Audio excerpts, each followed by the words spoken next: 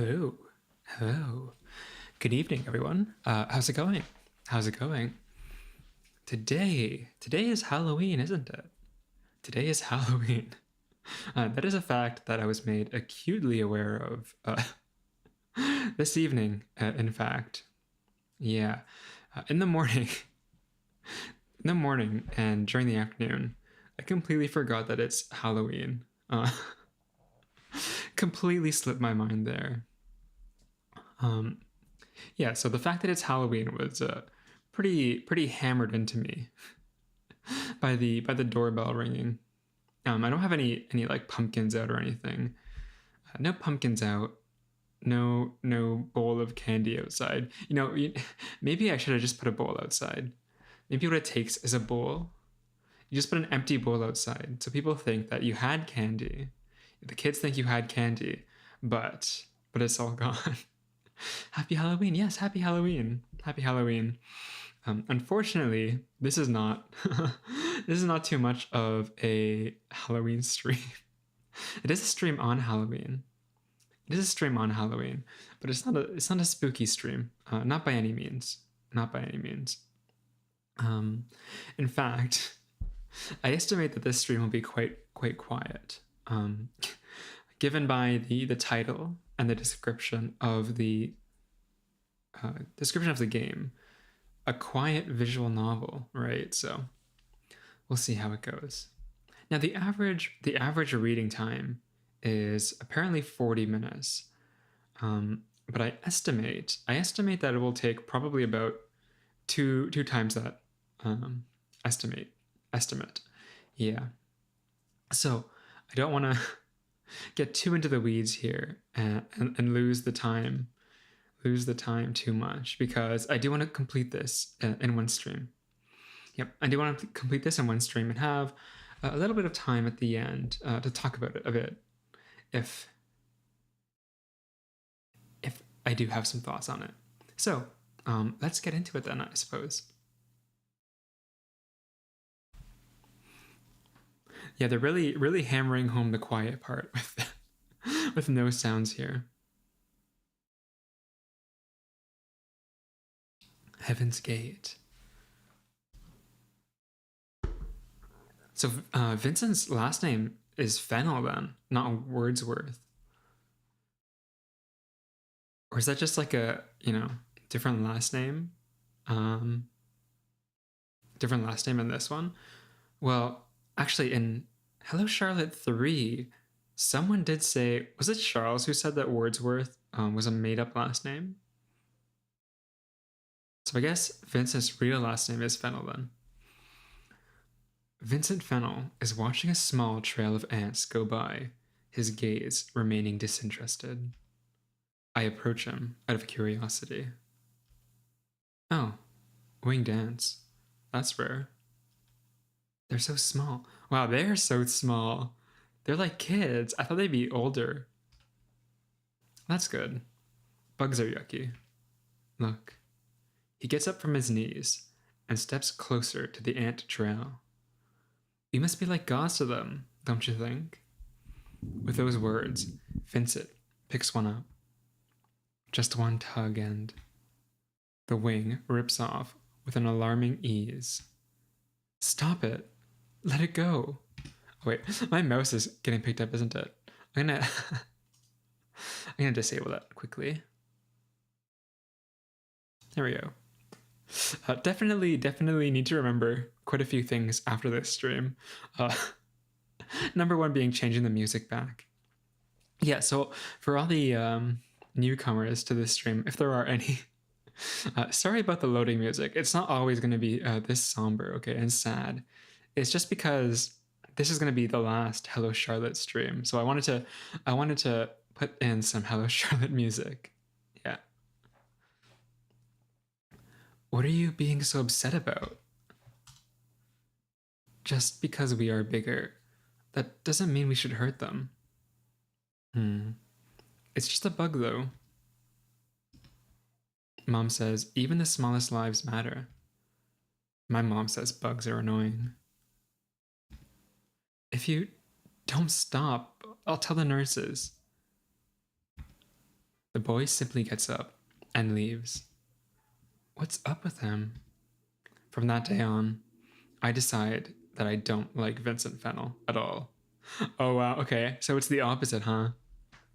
The opposite of the original story, then. Tazos. It's a lunch break. Everyone's trading stickers and hoarding Tazos, a recent fad among kids. Vincent is surrounded by children who are marveling at his collection. Oh, this one's super rare. Where did you get it? It was in my chips. Lucky. Do you want it? I can have it, but I don't have anything good to trade you. I'm having an air raid alert here right now. Oh no. So I hope your stream helps to distract. I hope that does happen. I hope it helps distract you. And I also hope that you are safe. I hope you're in a safe location. If not, then please prioritize your safety for sure. I don't mind.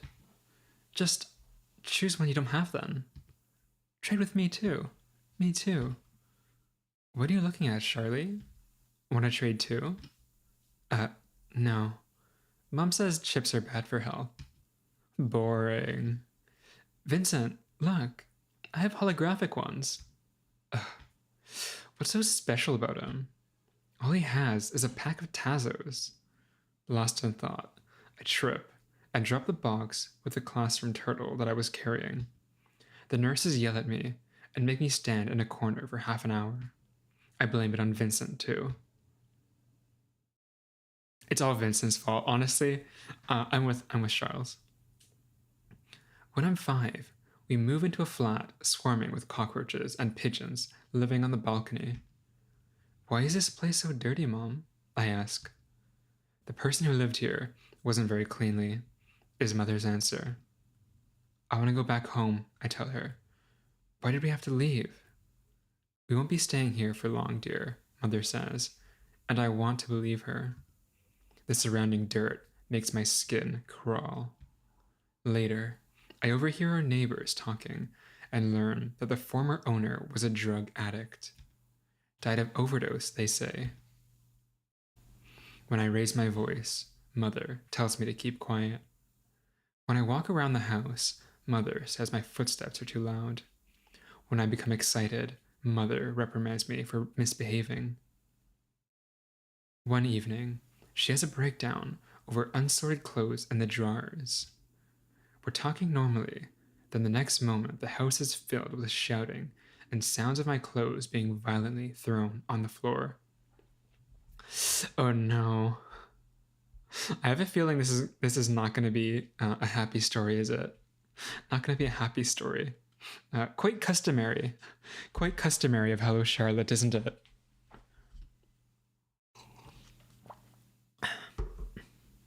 There must be something else she's angry at, but I'm too young to understand. I apologize over and over, promising that I won't do it ever again, as if I committed a grave sin. I'm sorry, Mother. Draco, hi! How's it going? Happy Halloween. I can make everything right. I won't be a burden. I guess these are all like individual episodes of Charles's life. We're having a concert to celebrate autumn. Our nurses are wearing dresses with paper maple leaves sewn onto them. I'm alright, how about you? I'm doing well. At the beginning of this stream, I mentioned that I completely forgot that today was Halloween until this evening, actually. Yeah, I don't know. I guess I haven't been too in tune with the spooky side. Yeah. However, the fact that it's Halloween means it's the end of October, isn't it? I feel like it went by really fast.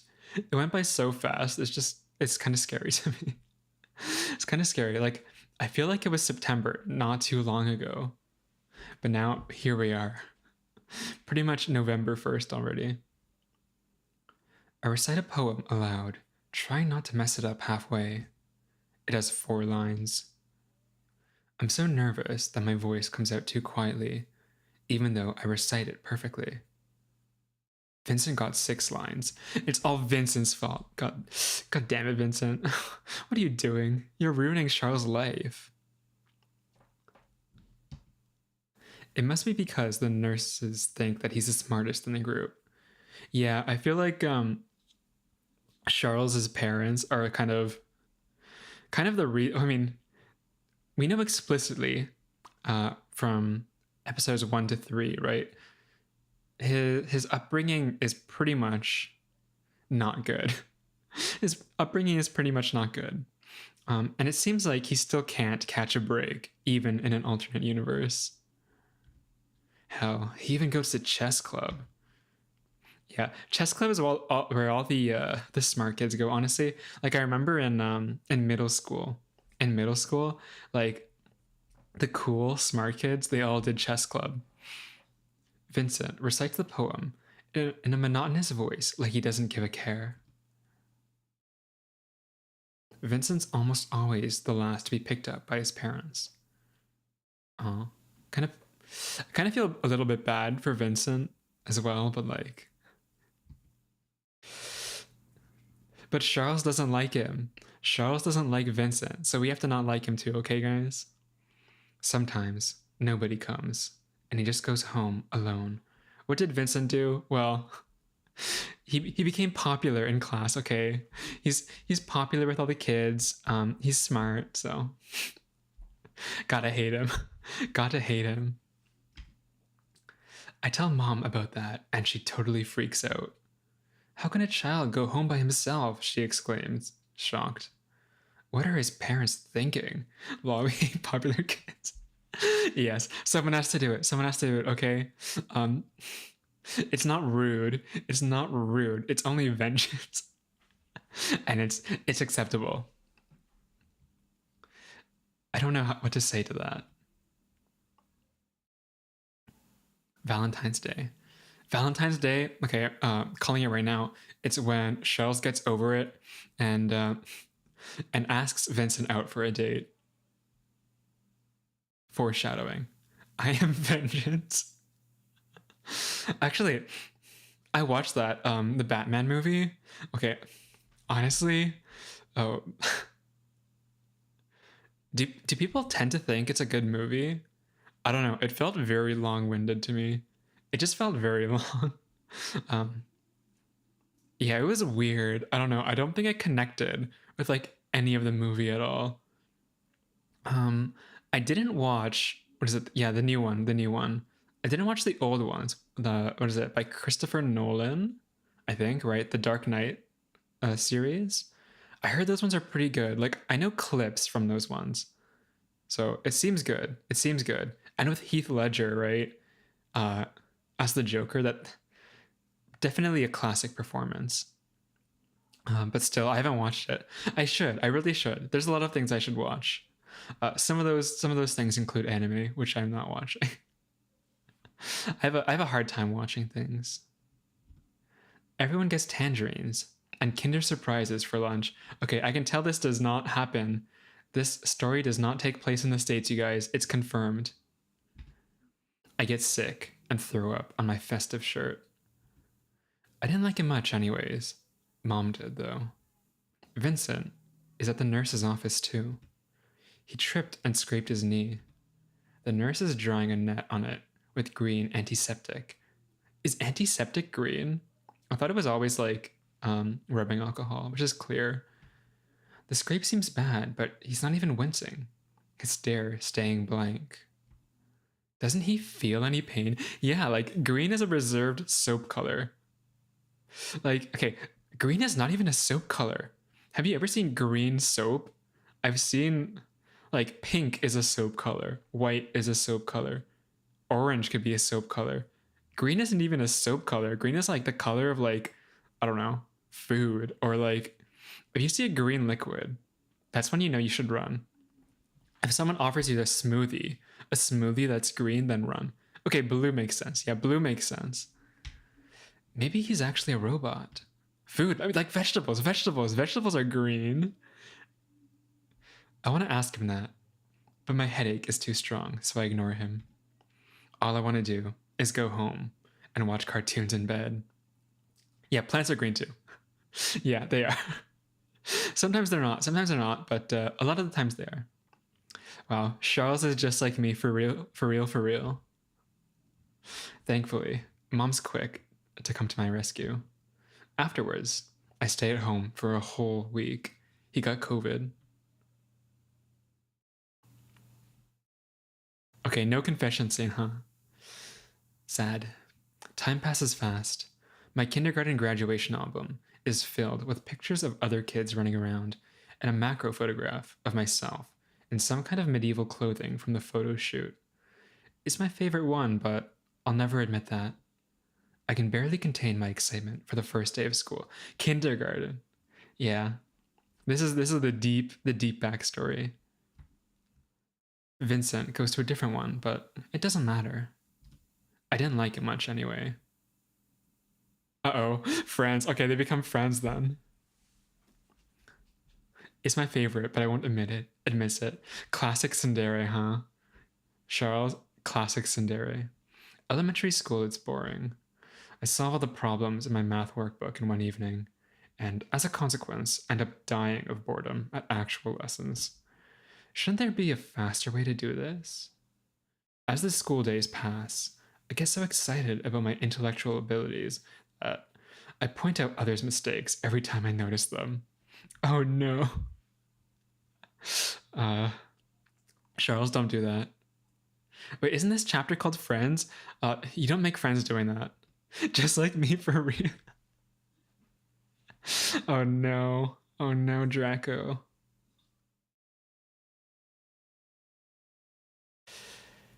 The girl sitting next to me seems to enjoy my company, mainly because she gets to copy my answers during tests. Is this Anri? Is this Anri? Is this the Anri moment? In the meantime, I find a new way to make friends. All you have to do is buy them food or share yours. Is this true?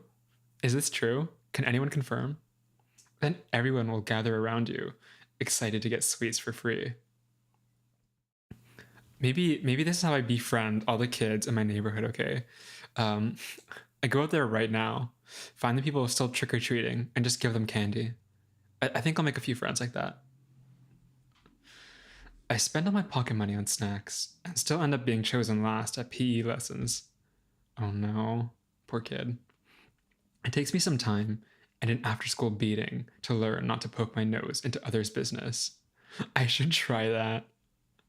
Yeah, I mean, it's the season, right? Just buy like the Halloween candies, right? The chocolates.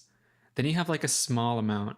You have a small amount to hand out, wherever you go, class, work. Just give them out and be like, if you take this Kit Kat, you have to sign a contract to be my friend. He has to hit the gym to be not picked last. Did you did people go to the gym in like grade school? If they did, if that's like a normal thing, if that's like a normal thing, and it's just me who didn't do that, then maybe that explains a few things. It's not my fault people cheat on tests. I'm just doing what's right. At least, that's what I think. Apparently, people don't like snitches, nor do they like being responsible or proper. At my school, there's a few kids who do. Okay, okay. While I'm doing everything not to be a burden, they're giving their all to cause trouble. I feel like this will take some time to sink in. Over the years, I learned to keep my mouth shut. From a moderately talkative kid, I turn into a complete class ghost. By the end of fourth year, everyone still calls me by my last name. Oh no, no friends, Charles. In middle school, we see each other again. Vincent looks more frail than I remember him being, but he's smiling now. Most normal elementary school kid? Oh no. I feel like in elementary school, I still had the sense that like every single person was my friend. And it wasn't until like middle school. Like middle school for me was like a huge culture shock. That was like the first time that I experienced like cliques and stuff. Like it was the first recess of middle school, and I was like, why isn't everyone just like, hanging out together? It was it was a shock to me. I was like, what's going on? What is this? Cliques are terrible. Yeah. When he sees me, he smiles. In fact, he smiles to everyone. The usual unchanging blank expression that he had in kindergarten is gone from his face, replaced with a mask. It's unsettling. I don't smile back. Somehow, we end up doing a class project together. By the time I gathered the courage to ask someone to invite me, everyone else had already found a partner. Trauma check. I feel like it's quite likely that Vincent has some kind of trauma. I mean, like, his parents very rarely came to pick him up. Blank expression as a kid. Doesn't sound too good. But there was an open spot in his group. The other two kids just want easy marks, so only the two of us actually end up working. Average group project moment. Vincent is surprisingly nice to work with. He's a good team player, very considerate, and giving his all to complete the task. A complete contrast to most of the kids. For the first time in a while, I have fun working in a group. Oh, there's Tex. Here, I'm sending over the presentation files.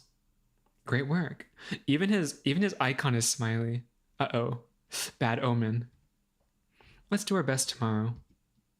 He's thankful for my effort. This must be the first time in 5 years of school.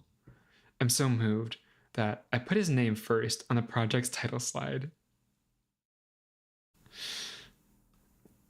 Did you do that? Did anyone do that? If you're like the only person working in a group project, do you put your name first in the title? Yeah, in a way, this is also a bad omen, isn't it? If Charles and Vincent become friends, if they get too close, then that doesn't spell very well, does it? It's the project presentations day. Vincent, who was chosen as our group's representative, has a clear, powerful voice. Wouldn't be me. Unlike me, who gets so anxious that I start to stumble on every word, earning giggles from classmates. I hate myself for it. Regardless, our group gets the highest marks. Maybe teamwork isn't half bad, I catch myself thinking.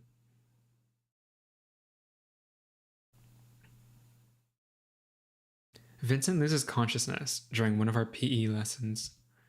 I've never really noticed it before, but he has really the worst stamina in class. While I fail at all the speed tests, I can endure running long distances just fine. He, however, looks completely exhausted after just a few laps. After overhearing one of the conversations between teachers, I learned that Vincent has health complications. Huh, Fennel's not running again. I heard he has a weak heart.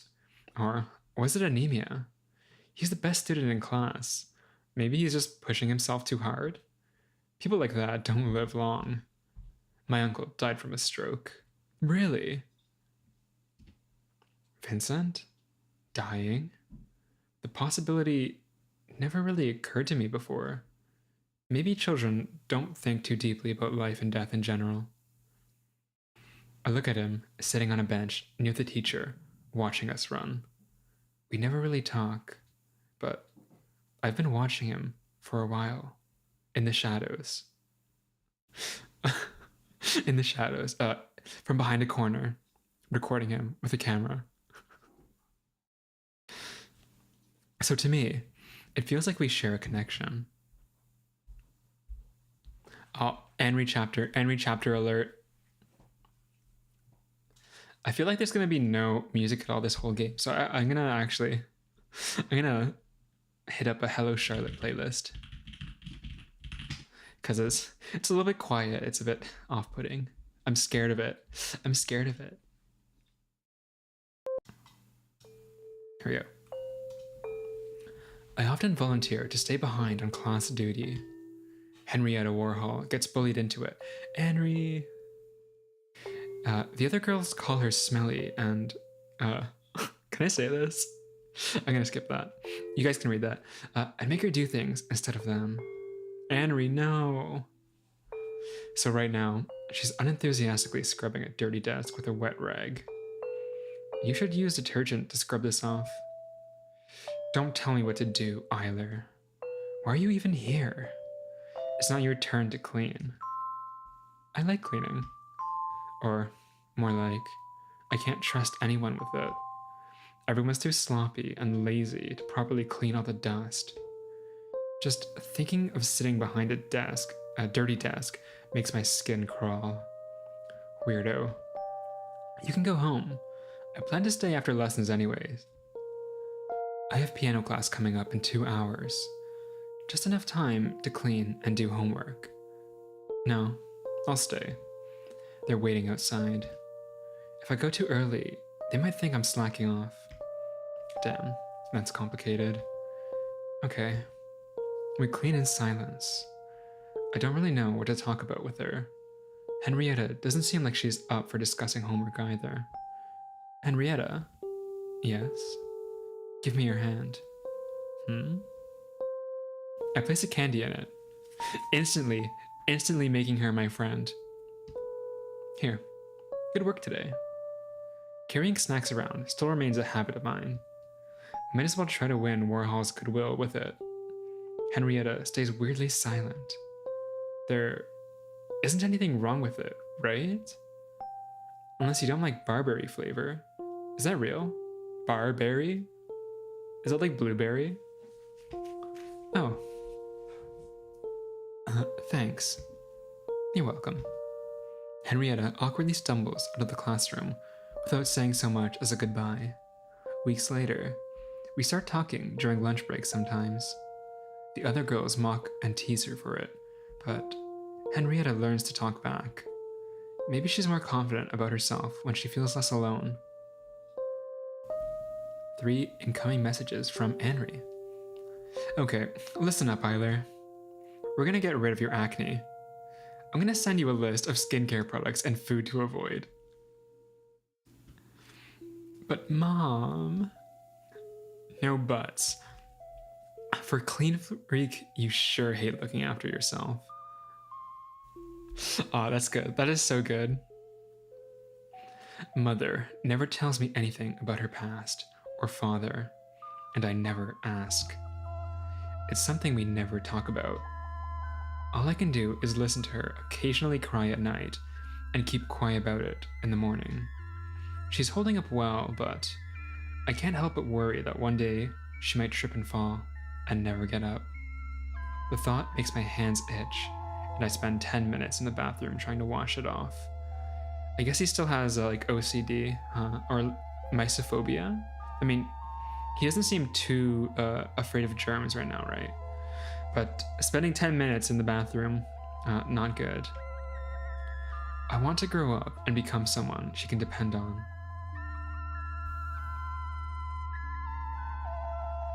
It's quiet in the Mind Library. I'm hunched over a language workbook, trying to fill in the blanks, but all the letters come out jumbled. I write them over and over again, until the pages are filled with illegible scribbles. Frey. Frey? Frey moment? Frey peeks over my shoulders like nothing's wrong.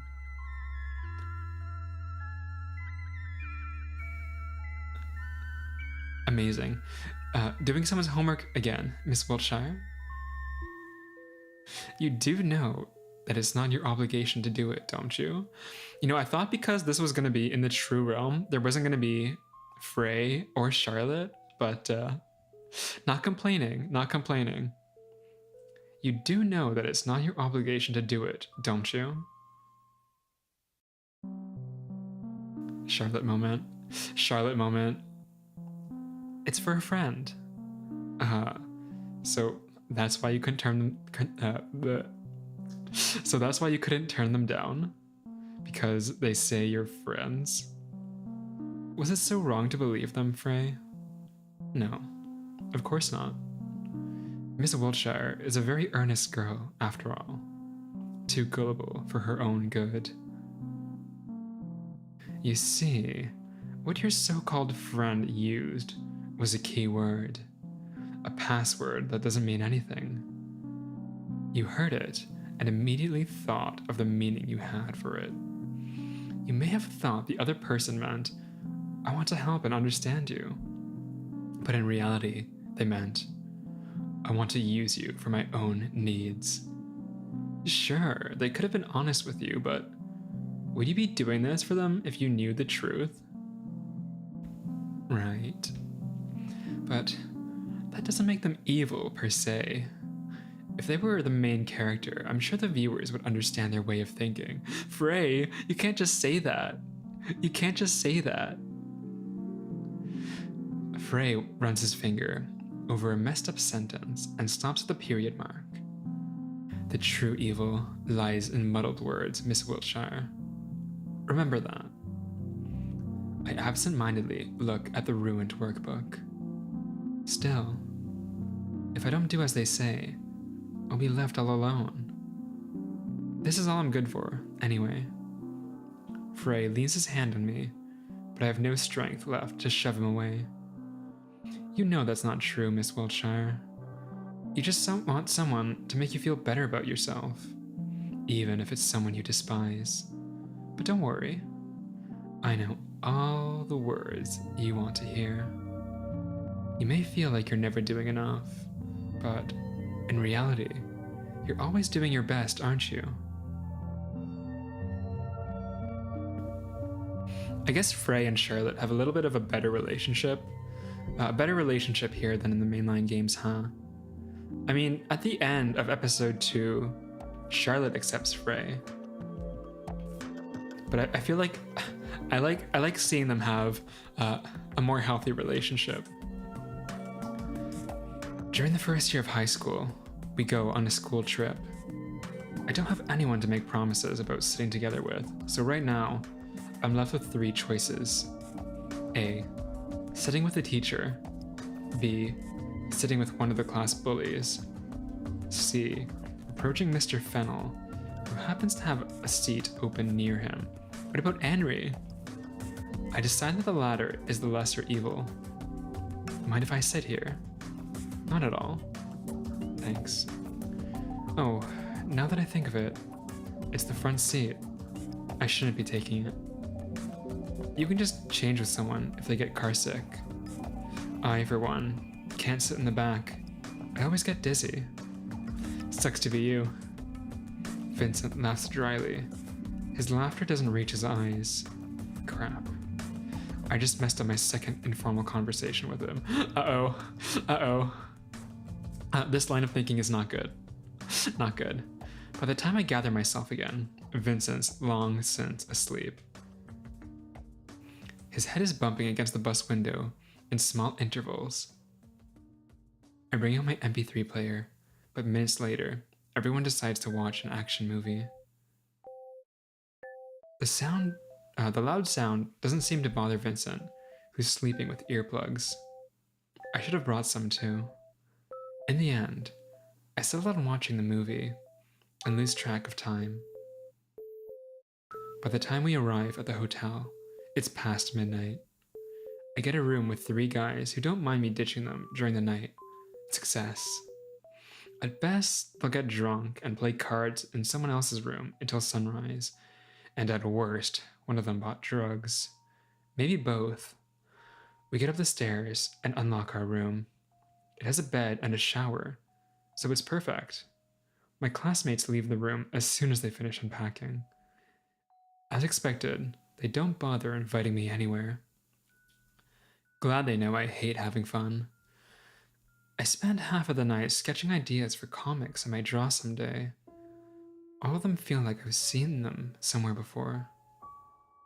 In the morning, I emit the light of freshness. I like being up early. The hotel dining room is dead silent, like a cemetery. Out of my classmates, only some girls and Vincent are present. I decide to drop into the seat near him. Morning. Good morning. I didn't see you last night. Was getting my beauty sleep. Did you party with everyone? Of course. Have to admit, I have a hard time imagining you drinking. Why? I have a high alcohol tolerance. Does he? Does he? Unlike many. Don't remind me. This is such a Felix core. This is a very, very, very, very Felix core expression. Love it. I woke up to sounds of someone puking in the toilet next door. Unpleasant, isn't it? My face says it all. Still, the image of Vincent downing alcohol like a glass of juice seems really funny to me, so I can't help but laugh aloud. Vincent gives me a questioning look, so I quickly try to change the topic before he asks anything. When I drink, I just become sleepy. Boring, right? Incidentally, I've never really been drunk. Like, the most I've ever had was 1 can. Are alcohol cans bigger than like soda cans? It was like a big can, a tallish can of like pale ale. It had like a dragon on it. So I thought it was kind of cool, but it was kind of gross. It was actually really gross. I don't know if all alcohol tastes bad, but that one was definitely not pleasant. In the end, I had to like mix it with soda. I mixed it with ginger ale for it to be palatable. Is that so? I thought you'd be the type to talk a lot. Nah. If anything, I shut up for good, then fall asleep. I think I'm the type people would call an ambulance for because they drunkenly think I died of lethal ethanol intake. You sound like you speak from experience. Well, the trip itself is nothing special. Art museums never interested me much. During one of the excursions, Henrietta gets lost, and I volunteer to look for her. Thankfully, I spot her at the statue near the museum with a dead phone. Henrietta doesn't let go of my shirt until we get back to the group. The night at the hotel, on our way back, doesn't go as smoothly as the first one. This time, I have to share a room with a guy who doesn't mind other people seeing him make out with his girlfriend right in the room. What about his girlfriend? Like, the boyfriend might not mind, but the girl, surely someone has to care. Surely someone has to care here. I do. So I grab my jacket and make my escape.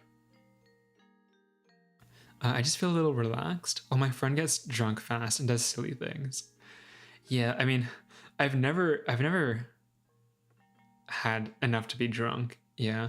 That one time, like, the only effect I really felt was like my face got really warm. That's about it. I don't think the alcohol content was too high in that either. Yeah, I don't think, I mean, I guess alcohol enjoyers would know. Does pale ale have a decently high alcohol content? I don't know. It's already past curfew. Probably not the best idea to spend the night on the hotel stairs, but whatever. Just as I start to doze off, someone shakes my shoulder. There. Eiler, you'll catch a cold if you sleep here. It's Vincent. Ah, thanks. Oh no, are they about to become boyfriends again?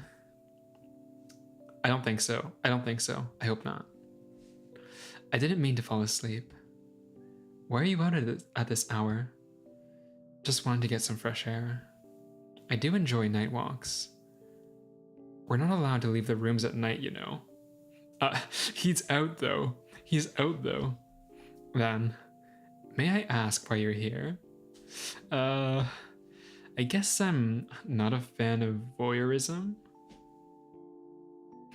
Yeah, I feel like if you said that to someone, anyone would be confused. No, that sounded bad. Forget it. Okay. I'm guessing there are some problems with your roommate. Yeah, that's a pleasant way to put it. I could use less pretty words, but it would leave a bad taste in my mouth. Vincent looks at the night sky. It's nice here. So quiet. I don't have to wake up to shouting. Oh no, Vincent. Vincent. I feel bad for him again. I don't know what to say to that, so I just pick at my skin. Sorry, I said too much. The relationship here is perhaps even a little worse, but at the same time better too. Okay, I guess we're about to see, huh? No, that's fine, pitiful, awful. None of these seem to fit. I'm not someone who should comment. We sit in silence for some time. That being said, do you plan to return to your room? Nah, I'll wait it out a bit more. I see. Well, good night then. Night. Thanks for keeping me company. It's my pleasure. Half an hour later, I return to my room, only to find my classmate sleeping soundly. This asshole. I fall asleep, thinking that it would be nice to go somewhere with my class again. Passwords. Text from Vincent. Would you mind joining me for lunch? Sure, just gonna go grab something to eat. Is it the usual place? Yes. I'll be going ahead then. Vincent likes to eat outside. It's more quiet here, he says. After the class trip, we started hanging out more often. Sometimes he invites me for lunch, like today. Don't you think the education system is flawed? Vincent brings a hand to his chin, thoughtful. Depends on what you define as a flaw. If the main objective of education is discipline, then it's essential to have a hierarchy. I'm rather thinking about the things we learn. Take today's test, for example. Do you actually know what the entropy of isolated systems never decreases means? Can you explain that? I don't know about you guys, but like in high school, there was always one kid, whenever a new topic was being taught, they'd raise their hand and be like, oh, I have a question. How does this relate to the real world? We're learning about like derivatives or something. How do derivatives relate to the real world? And I kind of feel bad for my teachers who kind of always had to like come up with a sensible reason. I mean, I guess derivatives, something like math, is pretty easy to see where you might use it. But like maybe the sciences could be a bit abstract. Like on a daily basis, you don't really need to know about the molecular composition of, I don't know, your foot, for example. That was you. Identified. No, not really. I just learned the material needed to answer the questions. That's what I did. This is me. I'm Vincent. I just learned the facts, didn't question it. When the test came, I put it on paper. After the exam, it completely left my mind. See? You only learn the answer the teacher wanted to see. Not only will you forget this knowledge, but you'll have no clue what you were writing about. We're only learning key words, so we don't know the meaning of, and we don't gain any practical knowledge. Okay, I understand where you're coming from. If you can't find use for theoretical knowledge, then it's meaningless, right? However, I wouldn't use this as a statement, as an excuse to slack off, or accuse people of using bad teaching methods for that matter. Right. I just wanted you to hear me out on this. If given the opportunity, I'd like to change something myself Is he going to become a teacher? Teacher Charles? It'd be ridiculous to tell others how to do their work. I'm relieved you understand. I think it's not the education system that uses keywords, though. Not just the education system.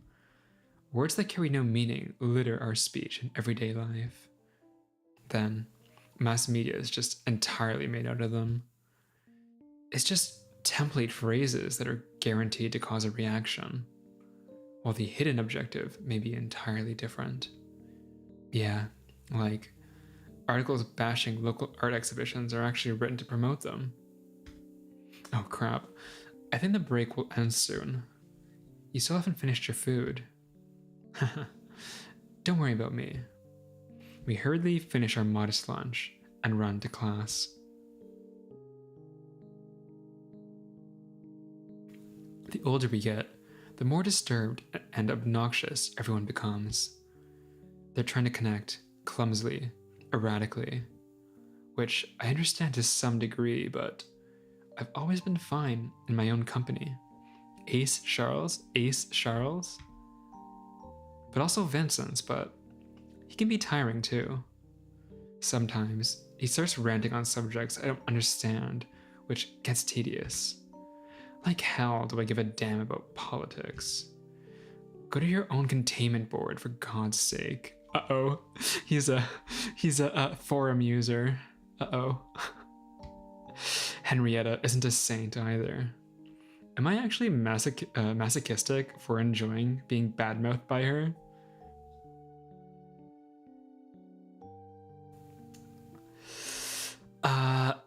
No comment on this one. At least she has the same horrible taste in anime.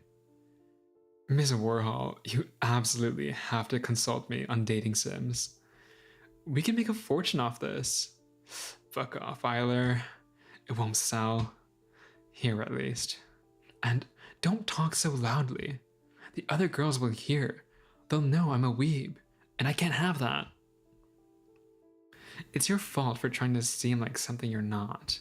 So, how about it? You and me? A doujin circle? No, I've never written a finished story in my life.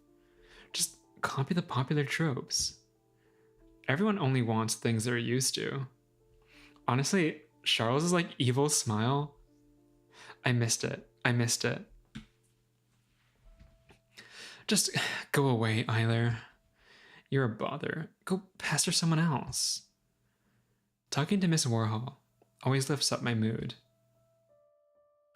Have you ever heard of Heaven's Gate? They're an organization that preaches that our world is controlled by alien puppeteers from another world. Steins Gate reference? Is this just Steins Gate, but Hello Charlotte? Fucked up, right? Does that mean that their world is more real than ours? What even is real these days? Do you think that we could be saved if we refuse to be actors on the stage? Maybe we should leave altogether. It's a real cult? Oh, it's real. Okay. Text from Charles. Wait, from who? To who? What's up with the emergence of web cults lately? You mean Heaven's Gate? Actually, I helped copyright the contents for this site. Vincent? Don't do that. Don't do that. Please, Vincent. What? Really? Of course. Any kind of content has curators. This one was meant as a prank, though. You don't actually believe that we're puppets on strings, do you? The text you wrote was awfully convincing, though. I'm honored. Why Heaven's Gate, though? We wanted it to seem big, despite it being a prank. Doesn't it sound like something promising? Yeah, it sounds pretentious as fuck. It doesn't mean anything, really. Just like the heavenly kingdom doesn't exist. So an empty promise of virtue, huh? Still, isn't it, kinda dangerous? People might believe you guys for real. That would be silly, don't you think?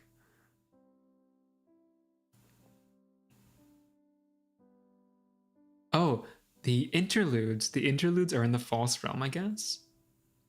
They're like, they're Hello Charlotte stuff, you know, in Charlotte's world.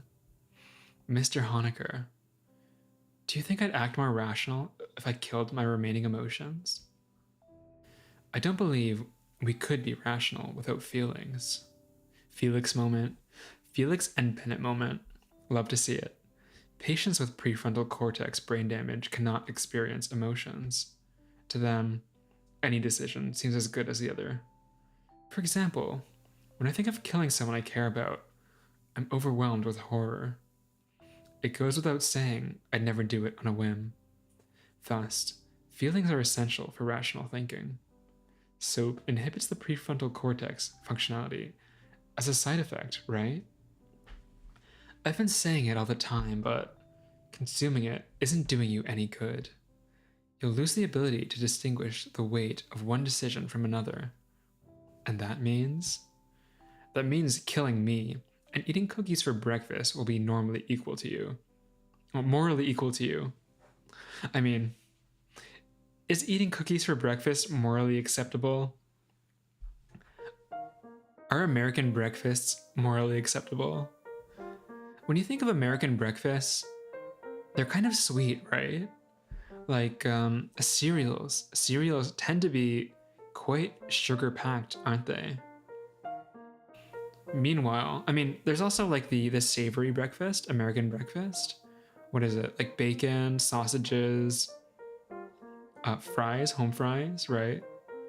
And eggs, and bread, I suppose. That's good too. But I mean, you also get syrup on that. Even on that, you have syrup. Or is that just me? That's not just me, right? My point is, killing your emotions will only worsen your overall mental state. It's okay. It's okay to take to care, Bennett.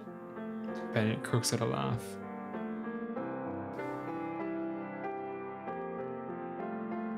Vincent peeks over my shoulder, startling me with his voice. Are you writing something? This barely counts as writing. Fennel steps over a bench, now facing me directly. Are you dissatisfied with what you're making? No, not exactly. Not more than usual. It's just... I don't know how to communicate my thoughts to others. The whole plot looks too contrived. I stop reading after the first page. Do you think your readers are stupid? No. If anything, it's my own fault that I'm a clumsy writer, not theirs. Then, do you not trust them? I don't. I mean, I really want to, but I'd be lying if I said I did. I see. If you can't bring it around, no matter what, why not prove that you yourself can be trusted? Vincent leans closer into my personal space, making me recoil a bit. That's a creepy face.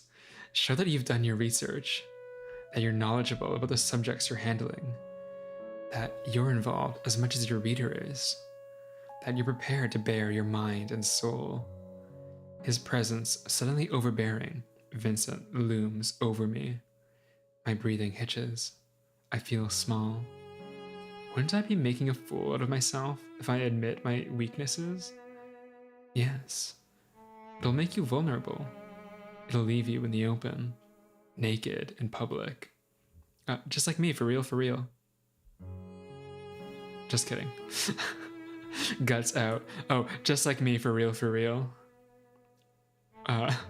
Come, cup of feel. For $1.99 only. Thrilling, right? Yet still, you'll be the one in control. Because it was your conscious decision to reveal the information, and you hold power over it. With those words, Vincent leaves my personal bubble and drops on a bench beside me. Having nothing to hide puts you both at an advantage and disadvantage, but my opinion is that it's worth it. I suppose that's one way to go about it. If it were me, I'd rather have the work exist separately from its author. If anything, I'd prefer working as anonymously as possible. Yes, I'm not saying my approach would work for each and every person. You should choose what suits you best. But most importantly, don't underestimate your readers. Make them feel like your story is the best thing they'll ever experience. Make them feel like they can only feel that way with you. And there you have it, a story you can be proud of. The way you put it sounds like selling your mind to others. Does it? I'd call it sharing. Besides, being insincere in your work will result in flavorless throwaway texts. Do you want to write disposable garbage like that? Do you want to write an isekai manga? An isekai web novel? Okay. All you isekai web novel authors out there, I take it back, I'm sorry. I still read your stuff. The manga, the light novels, the web novels, I still read isekais. Sorry about that.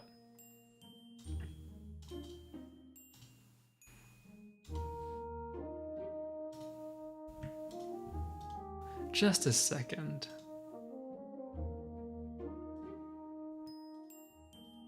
Just a second.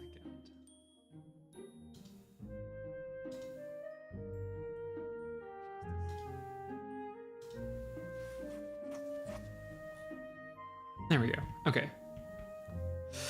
We were getting some spam bots there, so.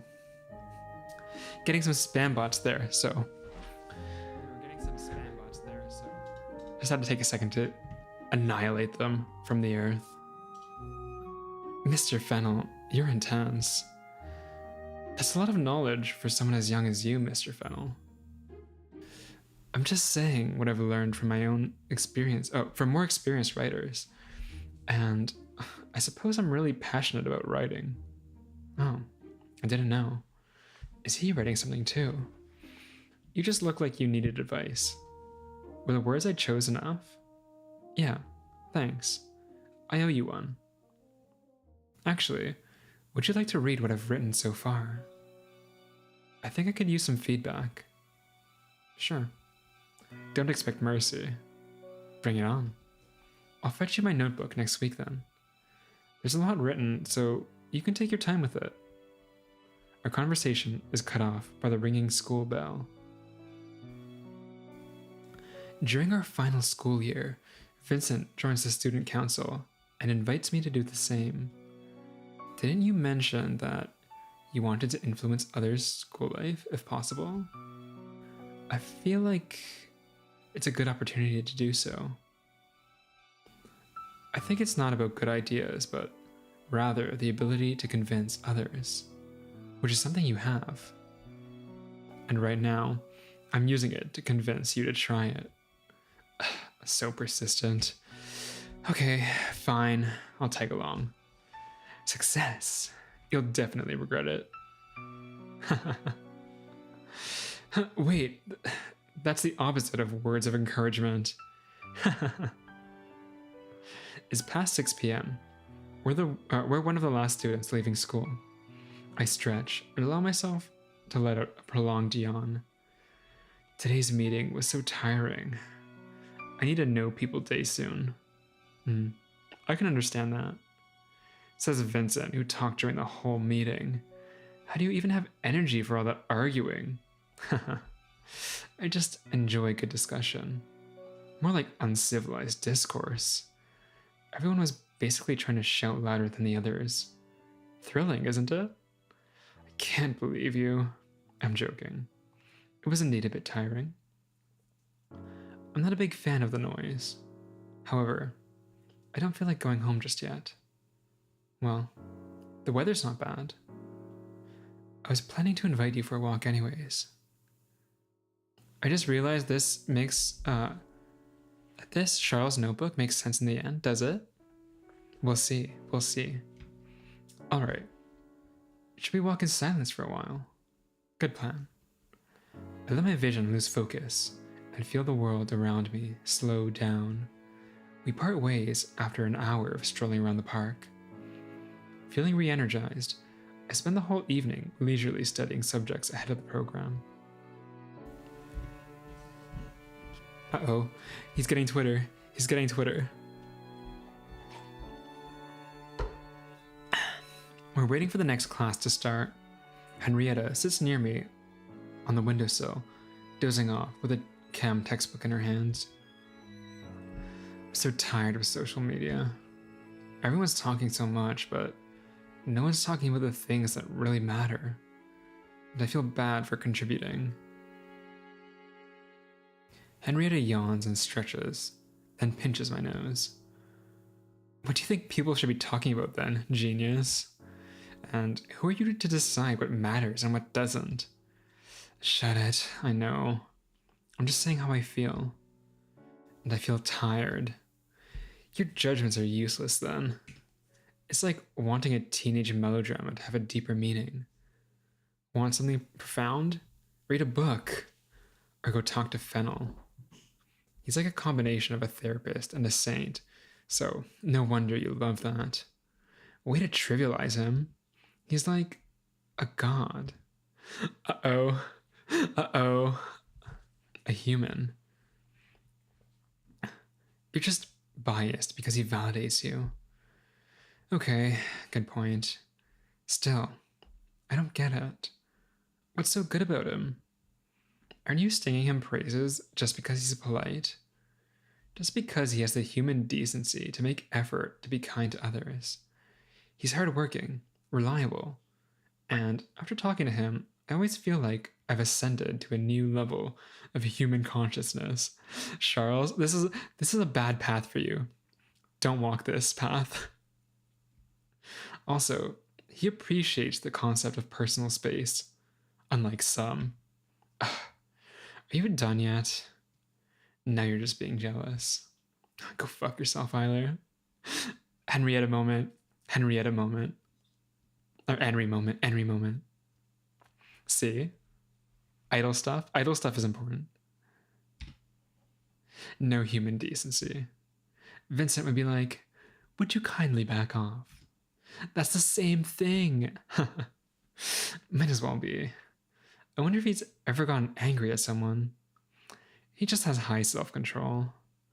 I lost mine somewhere along the way when I tried to prove I'm not a doormat for others to step on. So she's conscious about her attitude after all. Mean Henry is the best Henry. True? True?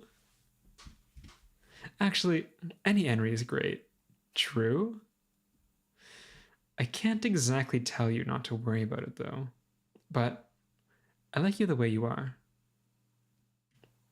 Okay. Dangerous, dangerous. Oh, hey Fennyru, how's it going?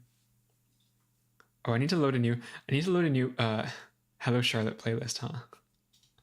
Let's see if I can find one. Another one. Here we go. Vincent comes over to do a research project for school. I welcome him into my room with rubber gloves still on my hands. Uh-oh. He's got his mysophobia back, huh? Just chilling. That's good. That's good. Eiler, you look proud of yourself. Oh my god, they're the yellow... It's the yellow rubber gloves, like, from dishwashing. It's the dishwashing collab. Of course. Cleaning, done. Clothes, ironed. I can focus on schoolwork in peace. Good. Henry is the normal one here, as usual. Okay. Yeah, I mean, Henry is kind of normal. In episode 2, Hello Charlotte episode 2, she's kind of yandere, right? But we accept that. I accept that. I'm cool with it. You seem to be especially scrupulous when it comes to organizing. I just can't seem to focus when there's something out of place. I end up thinking about a single sheet of paper lying around, unsorted, instead of doing something useful. Oh, But that's not the worst of it. Must be tough. My workspace isn't very organized in comparison, although I don't have many personal possessions. Don't like stuff piling up. That too. And perhaps I'm not very sentimental. I briefly wonder if that's really the only reason, but decide not to press on. Let's change the topic. That being said, remember when we were all about collecting stickers and stuff? Yeah, everyone was crazy about trading. I still have my collection. I can't bring myself to throw away my cat toys too. It's kind of embarrassing. Why? You must have loved them a lot. Oh my god. My reading ability is 0, you guys. It's usually like 1. On a scale of 1 to 10, it's 1. But today it's 0. Today it's 0, and it's so sad. Having things you love doesn't make you seem infantile. Well, yeah. When you put it like that, what about you? Don't you have your favorite stuff? No. I only bought popular things, regardless of whether I like them or not. Oh, I see. And then? Then I threw them away as soon as they became useless. At this moment, Vincent's gaze seemed empty. His face didn't convey any particular emotion, even though he was smiling, which felt horribly out of place. For a second, it felt like we weren't talking about bootleg Digimon stickers, but something else entirely. Well, yeah, I see. You must have no interest in material possessions. That's admirable. Vincent pauses for a bit, then answers, yeah, that must be it. His words sound hollow.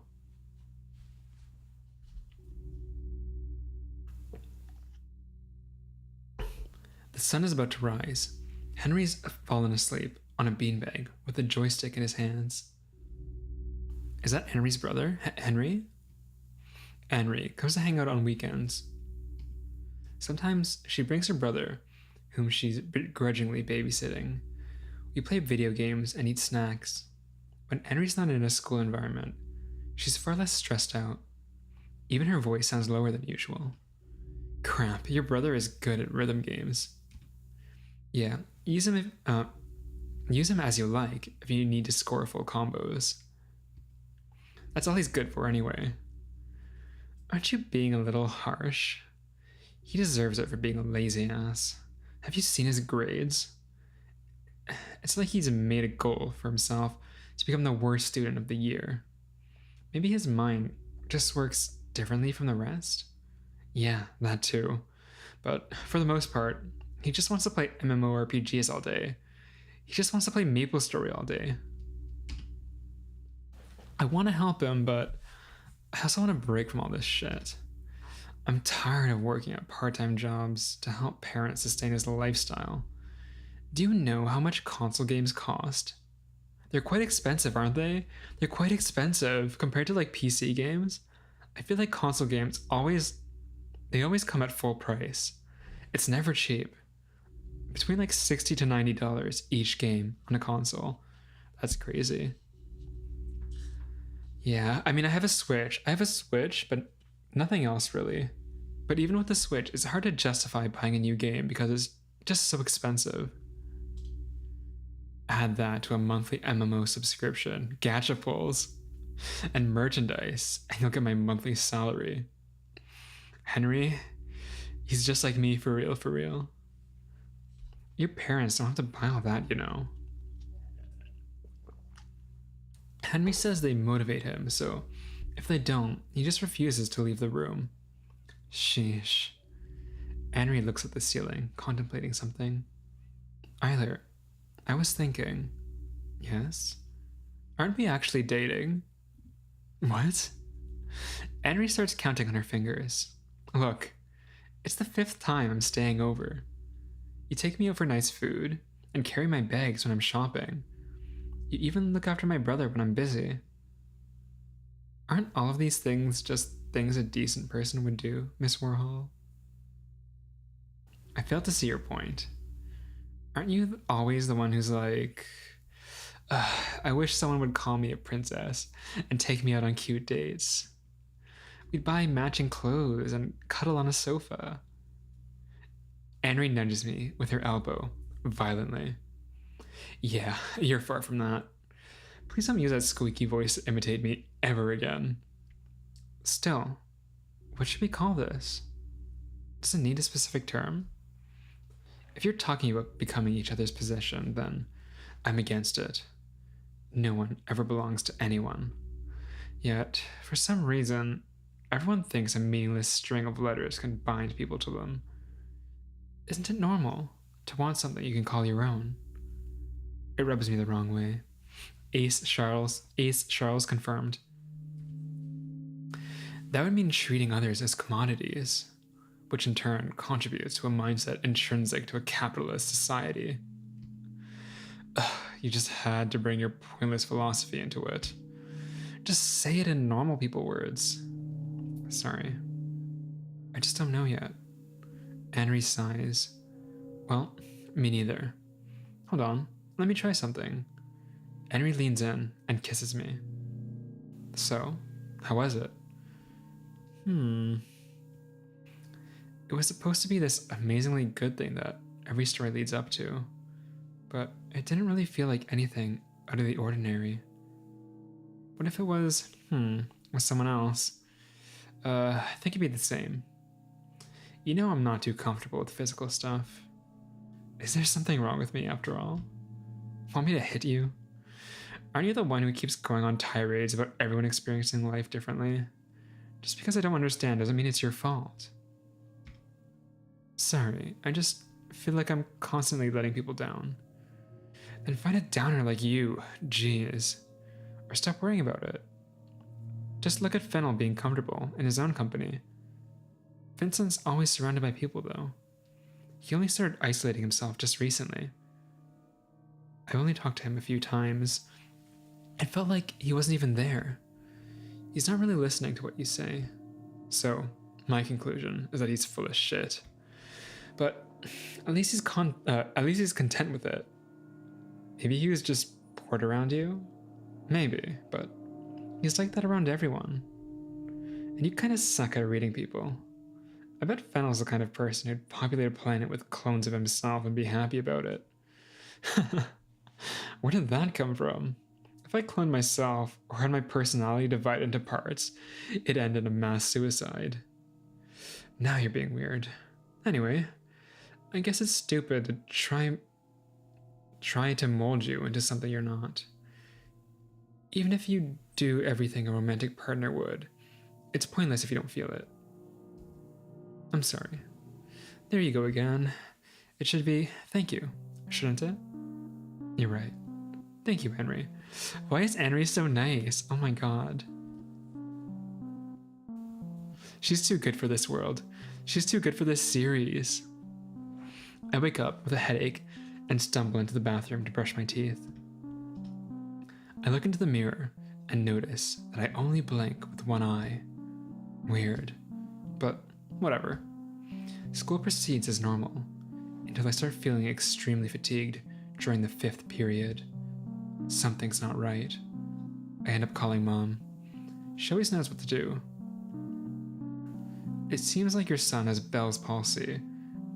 It might take around a month to recover. Oops. Excuse me. I hope you guys didn't hear that, genuinely. I really hope, nothing happened, right? Nothing happened. Anyways. Great. Out of all the rare illnesses, my body decided to get this one. Missing a month of school before exams sounds like the worst case scenario. It's just half of my face staying responsive, yet my whole body feels numb. I can barely focus on the phone screen as I type a message back to Henry, who was curious enough to investigate my sudden disappearance from class.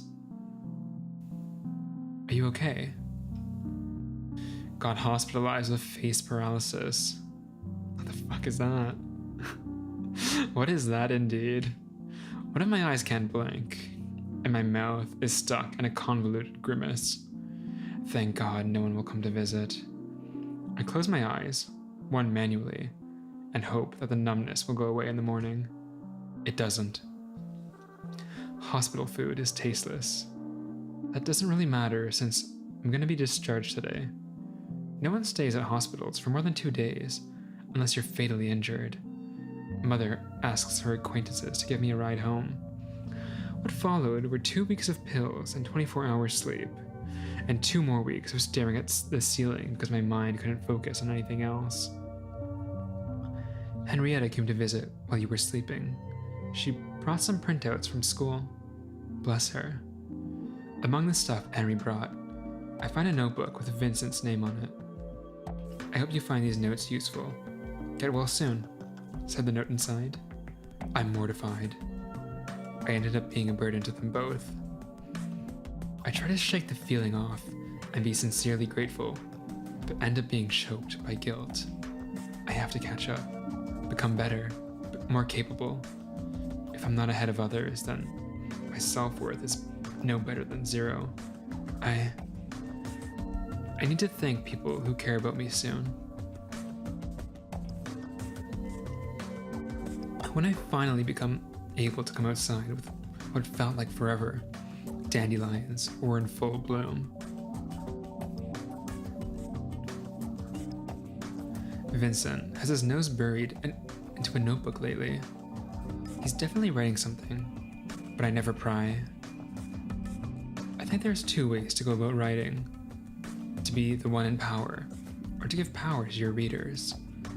You can write a piece so flawless and complete that your awestruck reader will be rendered speechless, or create a flawed, seemingly incomplete work, prompting the reader to contribute with better ideas. Which would you prefer? Playing God or making a fool of myself? Tough choice indeed. So, the latter sounds like less pressure, so I'd take that one. That way, every reader can become a co-creator, even if they get laughs at my expense. I see. Besides, if something's considered ideal, you can only make copies of it without creating anything new. That doesn't sound too creative to me. More importantly, what would be your choice? Me? Well, what do you think? I think you want to leave it a rhetorical question. How are your grades coming along, by the way? Well, looks like I'll be one of the few people invited to the awards ceremony. Wow, you're amazing.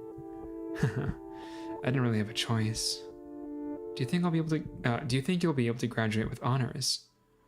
Nah, I totally blew my chem and math grades.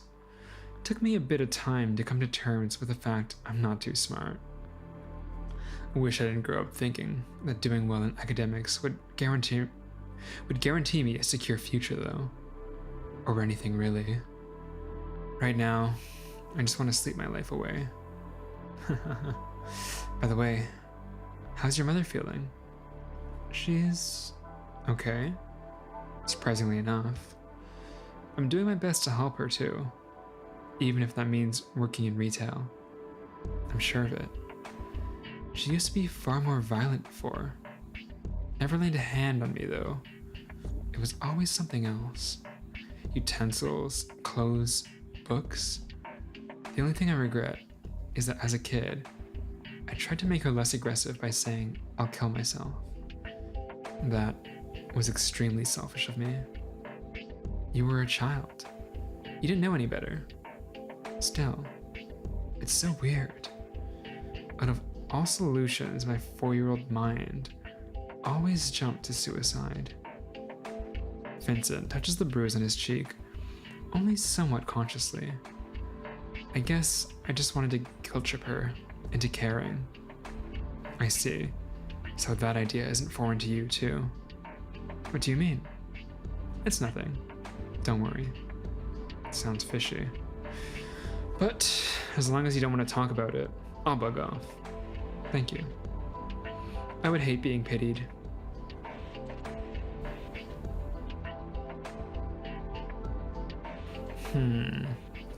Maybe I shouldn't have come without a warning, but it's Charles, so he won't mind all that much.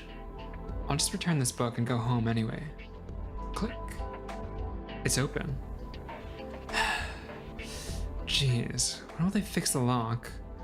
It's already been a month since it's been like this. This place is already a hellhole, but it hurt them to put more effort into making it a little bit safer. Elevator's taking too long. Did someone just come in? Keep quiet, and no one will get hurt. You bitch. Stop screaming. Somebody, help. I hear someone opening the doors above, and a dog barking. Is she getting kidnapped? He ran away? I can't stay here. Wait, blood? Blood? Ring? Okay, a lot of ringing. Who could it be? Maybe I should pretend we're not home. Wait, what? That's her blood? Henry. There's a trail of blood behind her. It keeps dripping, staining the floor. What happened? Wait, did she get stabbed in the back? Like, actually stabbed in the back? Shit, okay, don't talk. Mom, call the ambulance. Henry, I'll help you lie down, okay? The blood will get everywhere. Don't worry about it. It's going to be all right. If her lung isn't punctured, that is. Here. Sorry for the makeshift scarf pillow. I'll get you a real one in a bit. I'll try to stop the bleeding now, but I only have theoretical knowledge about it. Forgive me if it hurts. Mom will Google the right way to do it, so trust us. Henry stays quiet. I hope Henry doesn't die. If Henry dies in this, like, that's it for me. That's it. She must be in shock. I help her take off her shirt and look at the wound, trying not to focus on the blood oozing out. It's most definitely a knife wound. Okay, this should do it. I throw the blood-stained shirt into cold water and let out a sigh. The ambulance arrives quickly. I follow her to the hospital, hoping it's nothing serious. When I see Henry again, she has the same absent-minded look on her face. What did they say? No internal organ damage, but it's going to leave a scar. That's good. It sucks. Why do things like this happen? Can't everyone live in peace? She begins to tear up. Why must I be cautious of every person I see on the street? Why must I be scared of walking alone? I'm scared too. Ever since we moved into that place, I've been paranoid of every sound. We got rid of the cockroaches, but the neighbors stayed. Want me to get you some pepper spray? I have some in my bag. I hate it. The very fact you speak of these things like they're nothing out of the ordinary. But they are ordinary. My mom got stalked by some psycho for over a year. I got smacked with a broken bottle in the street some time ago. Our neighbor's dog got mauled by a pack of strays. Life is full of misfortunes like that. Fuck that. It's unfair. It is. But there's nothing we can do about it, can we? You're always like this, ignoring the problem instead of doing something about it. Miss Warhol. What? And what's up with this sudden formality? I didn't get to ask, but what exactly happened back then? I don't get it myself. Everything happened so quickly. He told me to stay quiet, but I screamed my lungs out anyway. Maybe he just wanted my purse. Maybe something else. I don't know. I just wanted to return the book. Henry turns over and cries into the pillow.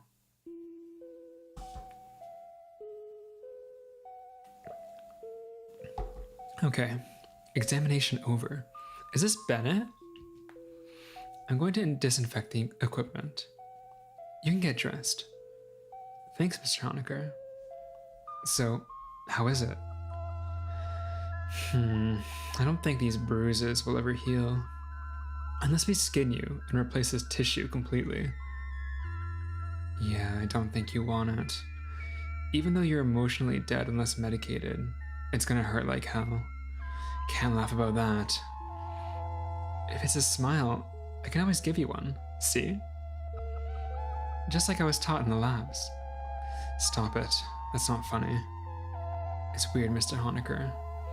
I'm so desensitized to cruelty and violence.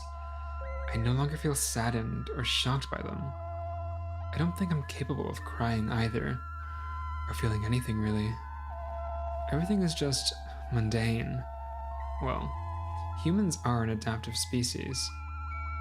If all you see every day is atrocities, you can't help but get used to them. Yeah, I guess you're right. Forget I said anything. You hate being sober that much? When I am, I start having thoughts. I'd rather not think, Mr. Honecker. That should be your thing to do. Good night. Well, he's right. It's really not something I should concern myself with. I have to focus on my research while I still have the time. Wait, what about Henry Huxley, Mr. Huxley? I guess he's not around in this AU, huh?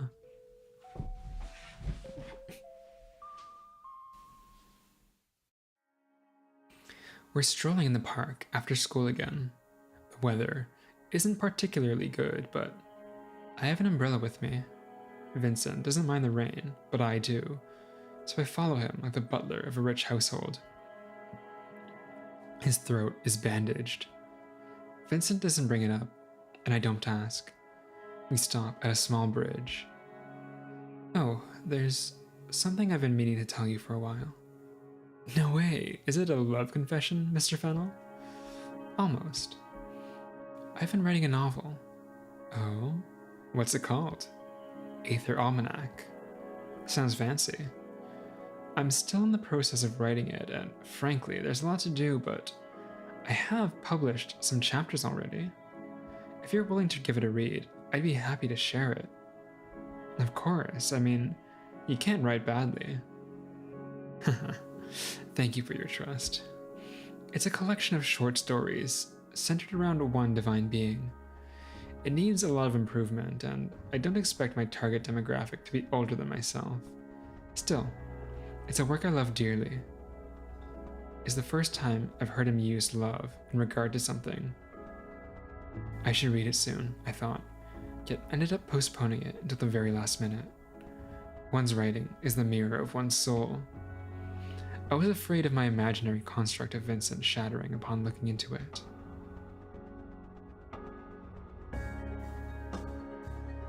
In the land of eternity, there lived a scientist. Exiled from her homeland for heresy against their beliefs, she decided to travel around the world to see all its wonders. She saw civilizations rise and fall, stars explode, and new forms of life come into existence. After thousands of years of wandering, she began to grow weak in her limbs. She walked and walked until she stumbled and fell down to the ground. There, she lay for days, unable to get up on her own. People passed by. Some asked if she was feeling unwell. Some paid her and gave her food to eat. Some gave advice on how to get back to her feet, but nobody extended a hand. One day, she felt someone lift up her weakened frame. She looked up, and she saw a being she couldn't quite describe, as its form was constantly changing. It was the most fascinating sight she'd ever seen. "What are you?" the scientist asked. "I cannot be defined by mere words," it laughed, amused by her question. "Some call me the White Queen, but that was only one of my many masks. I am neither a man or a woman, for I am not human. They say that meeting me is a great blessing that happens once in many millions of years. Therefore, how about I grant you one wish?" the being offered. "Say, what do you wish for?" The scientist thought of unlimited knowledge and the world's treasures, and infallible health, but None of those wonders interested her any longer. "Can you remain by my side?" she asked, her voice growing weak, as the realization that she grew tired of solitude dawned at her. "Unfortunately, I cannot grant you that wish, as nothing can bind me," was the divine being's answer, and the scientist hung her head low. "However, if it's a lifelong partner you want..." Without as much as a warning, the creature tore off the scientist's finger, and her identical copy grew from it. As the scientist screamed from the sharp pain that pierced her, the relentless god spoke again. "It knows everything you do, and understands you better than anyone ever would. It'll never leave your side, and remain with you in life and death. When your sight fades, it'll become your eyes. When you lose strength in your legs, it'll carry you in its embrace. Together, you are one. I dream of falling into a pit of identical corpses and wake up in a cold sweat." Okay, quick break here, you guys. I need to get more water to sustain myself.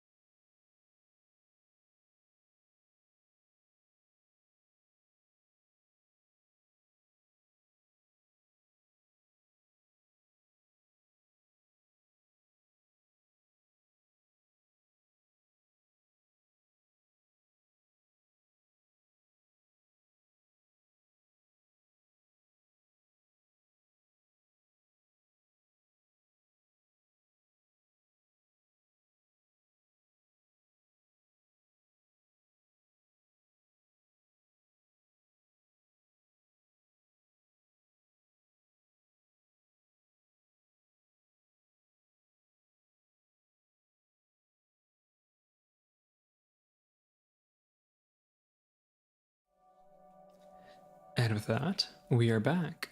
Thank you for your patience. Henry's idly browsing her phone as I struggled to finish a mission in a shooter I was playing. Wow, Fennel's sure popular. I just looked up his novel, and it has like 15 fan communities. Oh.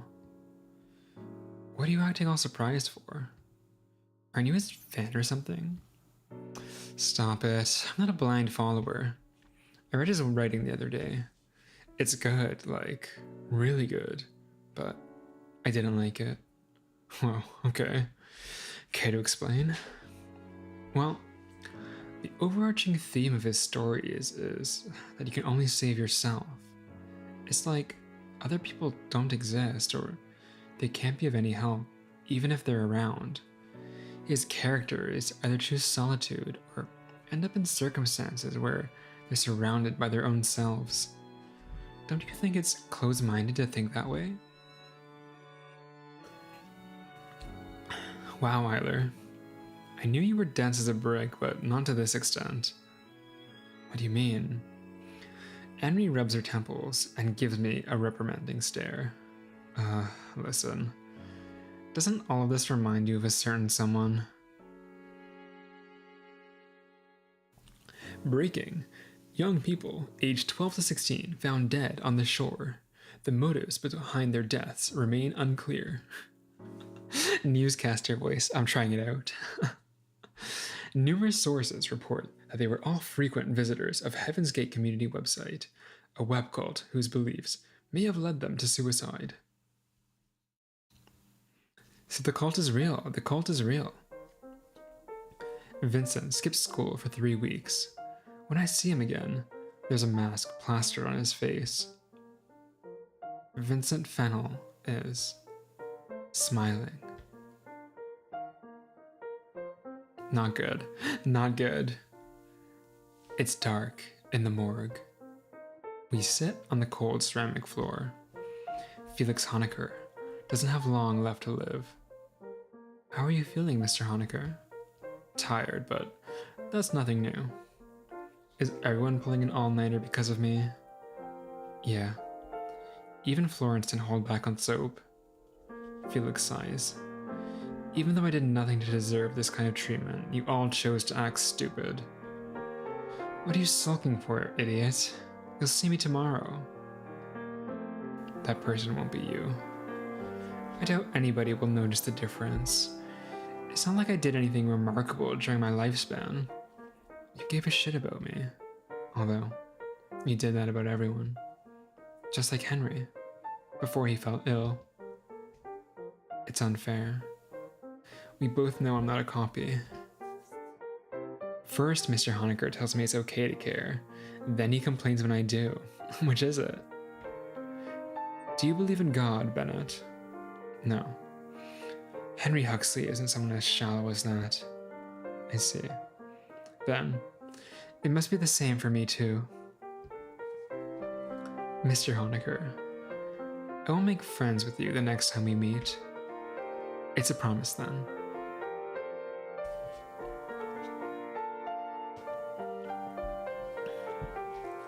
Exams are stressful, but they're nothing I'm unprepared for. After all, I've always been a diligent student. I get paired with Henry during the language exam, and we pass with flying colors. Vincent, however, remains as distant as ever. For the past month, we haven't gotten to talk at all. I wonder what he's thinking. How disappointing. I can't seem to find any topics to discuss with you, either. No, Vincent's not that petty.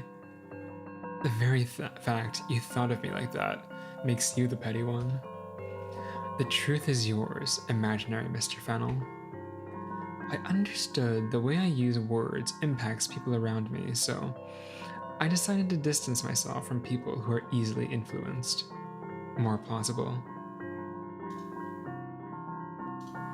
But doesn't that mean he thinks very little of me? There's no guarantee we'll keep in touch after graduating either.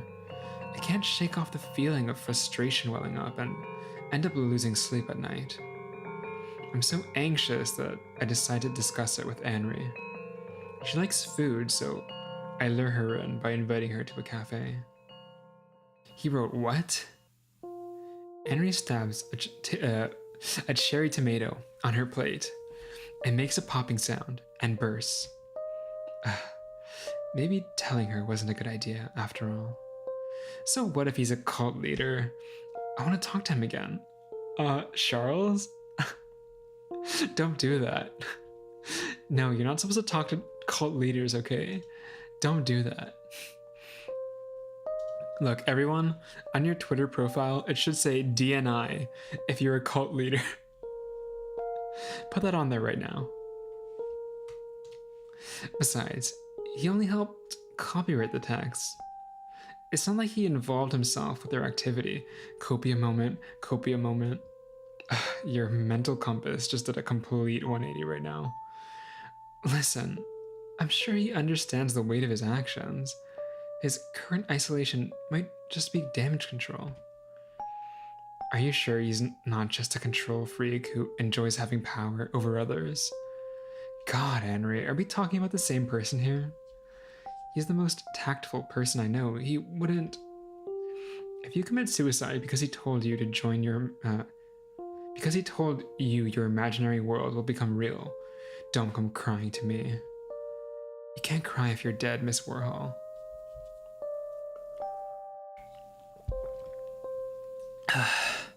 Anyway, Fennel's dangerous, okay? People like him harm others without even realizing it. That accident confirmed it. If he's a writer, he should take full responsibility for the messages he's communicating. And don't go, it's their own fault on me. But it is. Everyone has their own brains. If they decided to self-destruct after hearing they're in a video game, then they were already predisposed to it. They just saw the cult site and bam, confirmation bias activated. They wanted a motive, so they got it. I would never end my life just because I stumbled on some creepypasta on the internet. It would take more than that, like mother's death. Not foreshadowing. Not foreshadowing. That would never happen. They would never foreshadow something like this, would they? This would never happen. This is not going to happen. Or my own health deteriorating to the point where I start hurting others, then hey, stop it. I'm sorry. I don't think I'm completely right either. Circumstances are different in each individual's case. I know that. I'm just worried about him. Knowing Vincent, he'll never talk about himself, which is okay with me if that's what he wants. But if I keep ignoring this, what if he... What if... I think of the running on the field. Children are laughing, illuminated by the sun. People like that don't live long. Fine, I get it. Talk to him when you get the chance, okay? I'm sure you two will figure something out. I walk Henry home and wave her goodbye. When I see Vincent next time, what should I tell him? No matter what I say, I find myself afraid of hearing his answer. The graduation day finally comes. Time sure flies. Charlie, over here. Who? Hello? Do you really not recognize me? I think you just aged by 9 years. Oh, okay, 7. Please stop kicking me, Miss Warhol. I know I look good. You do too. He looks like Seth. Oh, that's scary. That's scary. I look like my father. And you hate it? I don't know anymore. All that matters is Mother's doing better. Henry pats my head. Okay. Try to have fun today. Thanks. You too. I look for Vincent in the crowd. He's talking to one of our teachers, all smiles as usual. I join in as his shadow. Eiler, you look different. You look tired. Do I? Well, I suppose I'm not a fan of long ceremonies. Is Miss Warhol not with you? She's participating in a photo shoot with other girls. I ran away as soon as I saw the camera. Vincent laughs, visibly amused. And it's too stuffy in this suit. I have to agree. But there's nothing much we can do about it, right? Yeah, I just want it to be over soon. By the time we get to the rented conference hall, it's already evening. The banquet doesn't interest me, but I already paid for it, so I stuff myself full with random appetizers. Vincent's dissecting a steamed carrot with the precision of a surgeon at a nearby table. That seems like a rather odd thing to fixate on. A carrot? He seems bored. The moment I decide to approach him, he's engaging in a conversation with someone else. Too bad. I decide to look for Henry and find her surrounded by girls on a floor below. She looks like she's having fun, so I leave her to it. It dawns on me that out of all the people in my class, I only managed to become somewhat friendly with 2. With the rest, I don't really have anything to talk about, unless it's homework. Maybe it's for the best if we forget each other's names, if, after all, we go our separate ways.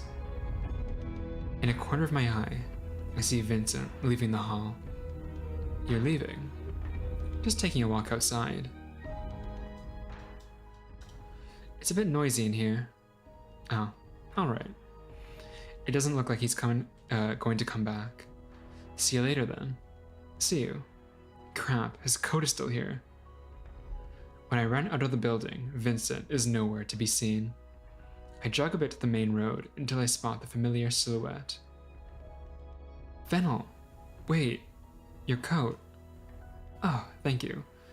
You needn't have run. I would have come back for it later. It didn't seem like it. Vincent covers his mouth with his hand, hiding this surfacing emotion. Isn't that so? Mind if I walk with you for a bit? Sure, We walk in silence.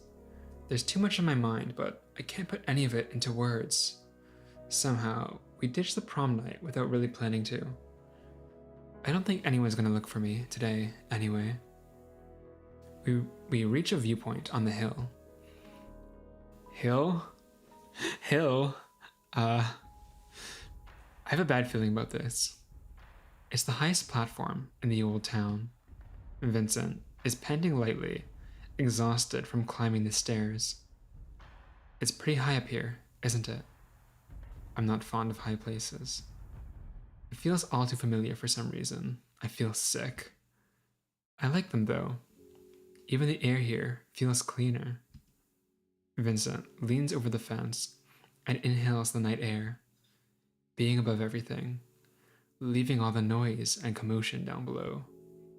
Don't you feel the same? No. I feel like I can fall down at any second. I see. Oh, are you all right?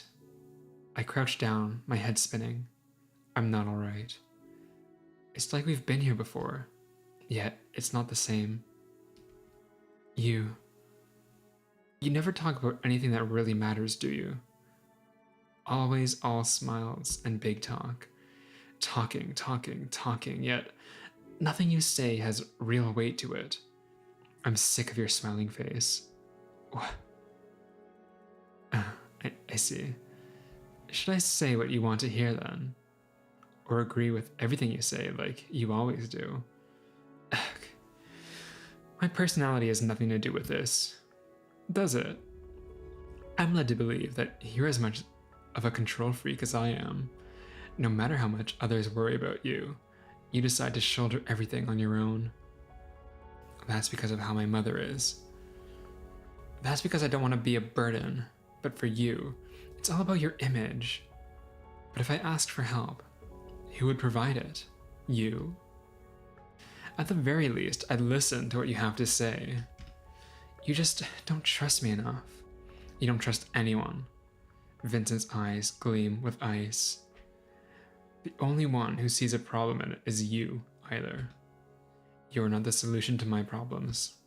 Neither am I to yours, even though you seem to think otherwise. Needles and knives. His words pierce through, but I don't falter. I know. Yet, I want to understand you. It's not your fault I don't. You're someone I've always looked up to. You could do things I couldn't and find the right words to influence others. It always felt like your opinion mattered. I crouched down and faced the ground, suddenly flustered. I thought I wouldn't mind losing my individuality if it meant getting influenced by yours. Vincent's gaze becomes absent-minded. I'm a bit envious. I have no one like that. There's only myself. Always has been. I have no role model, and I have a hard time finding a reflection of myself in other people. It's like standing on the other side of a one-way mirror. Phrase words that love is a loss of individuality. Yeah, I noticed that a lot. There's a lot of of texts, like little passages that kind of bring back to the scripts of the other games. But I don't see others as inferior to myself. In fact, I like people a lot. That's why I try to show it with appropriate words.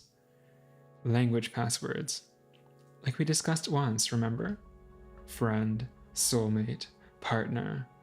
These are all very easy to say. The only difference is that while they have a meaning to others, these words sound empty to me. I've never felt close to anyone. The kind, understanding Vincent Fennell didn't exist until I created him. I remember Vincent in the kindergarten, emotionally dead kid gathering crowds around him with the useless trinkets from popular shows. The only time he ever showed emotion was when he tore off wings from those ants claiming to be in control. Control. Is that what it's all about? You claim that you don't mean things you say, that your personality is fabricated. I don't think you're being entirely honest. You're right. I don't mean it either. He's insufferable. You. However, Vincent isn't looking at me. His mind is elsewhere. It's like there's a wall between myself and the rest. Ever since my childhood, I've been trying to break through it by trying to be someone I'm not. Yet, it's meaningless. Even if I make it seem like he exists, I can't become him. Deep inside, I must be the same child who laughed at the ants whose wings he tore off, just because it was the only time when he felt like he was in control over someone's life, because he lacked control over his own. Still, you've been trying your best, haven't you? All this talk about a quiet place, those bruises. I think it's pretty obvious at this point that whoever you live with, they've been... I stumble on my own words. They haven't been treating you well. The Vincent I remember was an empty husk of a person. It's like you were never physically there at all. Yet, with time, you were able to regain control over your life. It's not like you became someone whom others look up to overnight. You worked hard for it, because you care. That's just the life narrative you constructed for me. It's nothing that pretty. I can't be proud of being a hypocrite. Would you rather dissociate for the rest of your life? I don't want that either. Both choices are wrong. There's just no hope for me, is there? This life, I already tried putting an end to it a month ago. Huh? I didn't think much of it. It was something I knew would happen one day or another, naturally. Yet, I ended up not going all the way. I thought, I still haven't returned the notebook. I was supposed to put an end to everything. For a ridiculous reason like that, I didn't. My eyes begin to sting, but no tears come out. Oh, okay. The notebook that Charles gave him, okay. His story. I may be insignificant and frankly boring, but I'm gonna do my best to become someone you can consider equal, so that you won't feel so alone. I'll keep doing my best, so I... In a corner of my eye, I see Vincent crouching down near me, putting a hand on my shoulder. Don't push yourself, he says, his gaze remaining frozen. You're already doing enough. Empty words and template phrases. Neither of us can find comfort in each other's words. Neither of us know what to do. I want you to live, I croak out.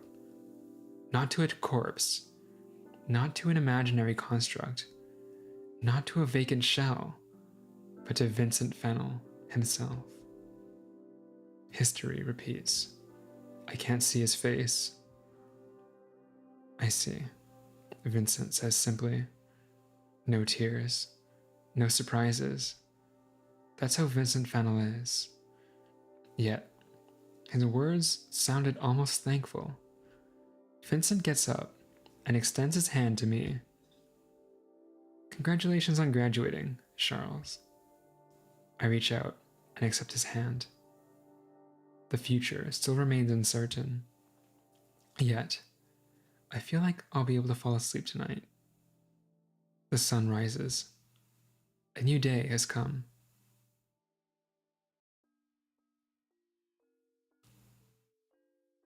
That was not too bad. That was not too bad at all. I was expecting it to end a lot worse, okay? Yeah, there's also Henry's diary from episode 3. I made sure to buy the version with the extra content, so yeah. I definitely want to see Henry's diary. For sure. I don't know if it's controversial to say this, but Henry is actually probably my favorite character in Hello Charlotte. Is there a particular reason why? I don't know. I feel like especially after episode 3. Especially after episode 3, where we learn about what happens in the true realm. I feel like Henry is probably the nicest character in the series. I mean, apart from the original Charlottes, so not like the Scarlet Charlottes, if you know what I mean, the Scarlet Charlottes. That also reminds me, I feel like I was pretty harsh. On Scarlet at the end of Hello Charlotte episode 3. I've changed my mind a bit. Scarlet is okay. She's okay. I mean, she's doing her best, right? She's doing her best. Okay, so let's check out the diary. 1. One day, a mother of a young family brought home a doll. She did so out of necessity, rather than on a whim, or out of a strong desire. It wasn't the kind of doll you'd normally see on the shelves of a large supermarket. It wasn't a particularly beautiful model, being pudgier and noisier than her peers. Oh wait, she's not talking about a doll, right? She's talking about herself, I think. Her insides are made out of slime that always seemed to ooze out of her nose and mouth. But the mother seemed to be content with those unsightly defects. The doll was supposed to melt into a sticky, dripping wet, foul-smelling glue that would keep the mother's marriage from falling apart after all. The father didn't want to keep the item, but, to his disappointment, the shop didn't accept any returns. The doll became a fitting addition to the house's interior, for she fit perfectly among the counterfeit porcelain tea sets and useless trinkets stuffed onto the shelves. Pictures reflecting her snotty face filled up the family albums, 1,000 fabricated certificates of a model family life. One day, the glue went dry, and the family fell apart. As the porcelain plates hit the walls, and the trinkets fell from the shelves, the doll remained still. The slime inside of her turned into water and flooded the room. The woman who brought it left the house, leaving all her former possessions behind. A new owner soon came, and Henry was born. Okay, what does this mean? What does this mean? Does that mean, okay, so Henry's mother either adopted Henry, or had a kid with some guy. Anyways, but her dad didn't want to have Henry. Okay. After a while, Henry's mother left, and Henry stayed with her father, who didn't want her. Seems like a bad decision. Or at least, I guess her mother just ran away or something. And then she got a new mom. Her father got into a relationship with someone else and had Henry. I never felt like others treated me like a human being. Rather, I was an object, a commodity in a human disguise. To my family, I was akin to a not particularly expensive piece of furniture that they kept around despite having bought a replacement. To my classmates, I was a wind-up doll they could push around by provoking it, laughing at how clumsy I was. Due to almost too cliché parental neglect, I was never taught proper hygiene, so my peers made sure to laugh at me for the way I smelled after forgetting to shower for weeks and the way dirt gathered under my fingernails. They hid my clothes after PE and called me names, but it didn't matter. I didn't matter. As soon as puberty hit, I became even more convinced that I was no more than an object. Maybe because I used to eat too much, or maybe due to my genetics, but I grew to be more well-endowed than other girls my age. Disgusted looks I used to get turned into something primal and feral, lust. Starved for attention. I wanted to be desired. A gift needs a pretty wrapping. A realization came.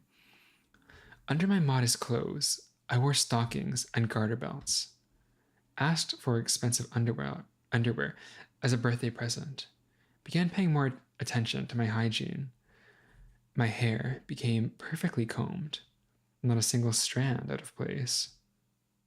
Porcelain skin, nurtured by evening masks and face cream. Fake, but no longer unwanted. People I talked to began asking me out.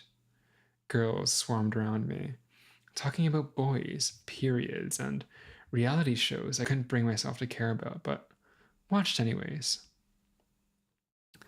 It was something new, something I didn't know I longed for. My first kiss was with a girl. I was at a drinking party, and everyone was drunk and horny enough to play sex dice, obviously meant for older crowds. I didn't like her, but I liked how it felt. I decided I wanted more. Silky shirts, short skirts, knee socks, fluttering lashes, flawless mascara, not a single pimple on my skin.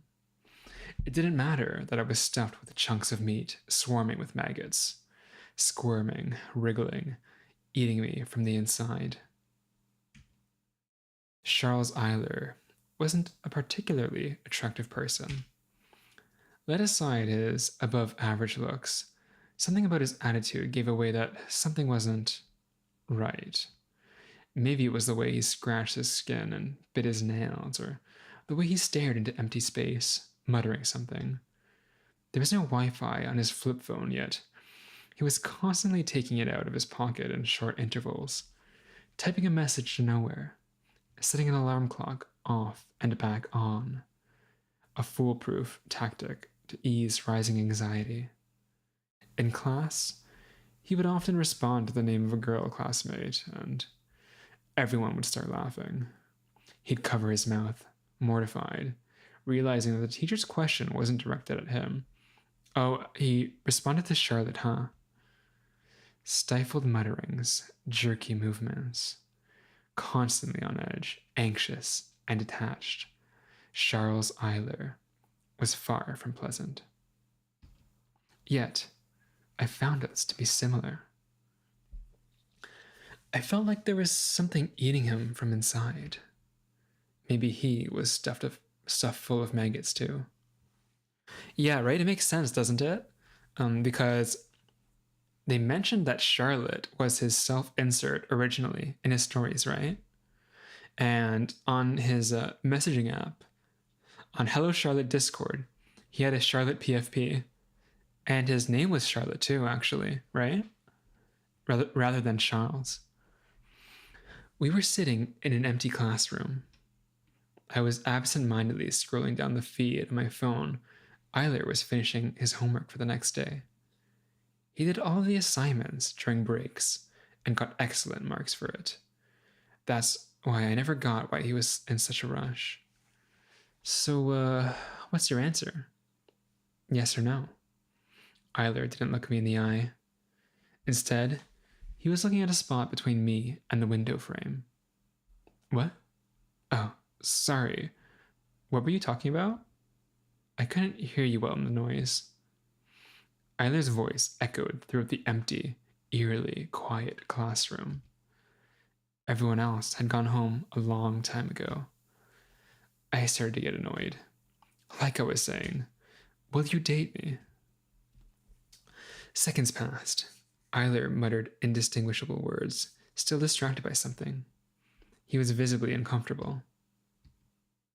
Okay. What? You're okay with it? I mean, why not? If you want to.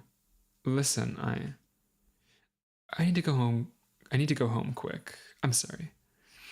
His words made no sense. Eiler grabbed his bag and stormed out of the classroom. What was that about? Henry used to be a high achiever in elementary. By middle school, he'd lost all motivation to study.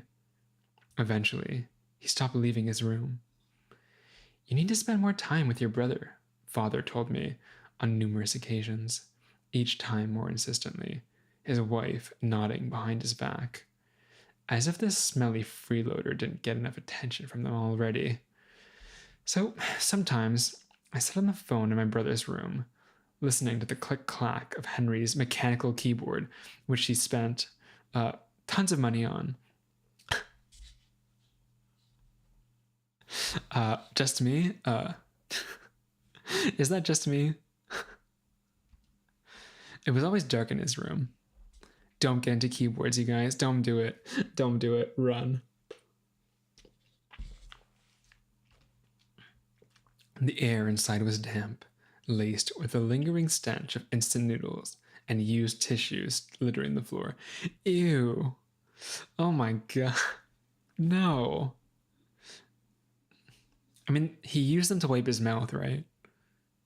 It's to wipe his mouth, right?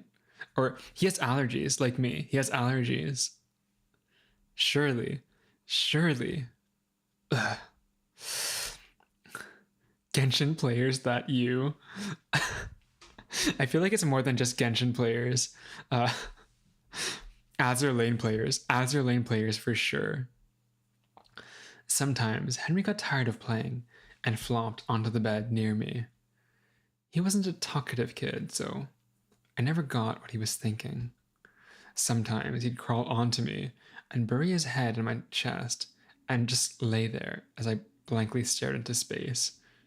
Is that okay? Is that allowed? In the darkness, barely illuminated by LED lights, he told me about his two-dimensional sweethearts.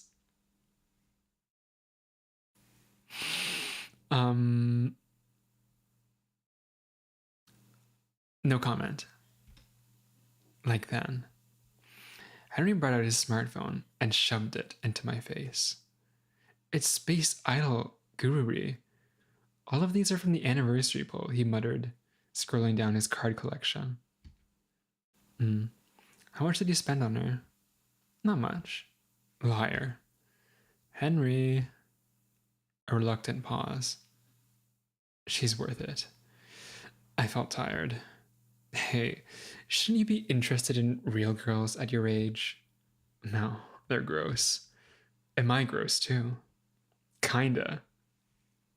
Henry, you can't say that. You can't say that about Henry. You're not allowed to say that about Henry. Henry squeezed closer to me. Henry? I feel like something really bad's gonna happen. Too close for comfort. In the third game, Henry said that she killed Henry during self-defense. Oh no. No. Please. Not like this. I could smell his foul breath. Henry was extremely bad at maintaining hygiene, just like I had once been. Maybe it was in our genes. He must be starved for body contact without realizing it, I thought absent-mindedly. Hey, stop it. You're too close. Go ask Mom to cuddle you. Henry didn't listen, and only buried his head deeper into my chest. He was like a toddler. Mom and Dad only buy me things. They don't care about me. Believe me, they do.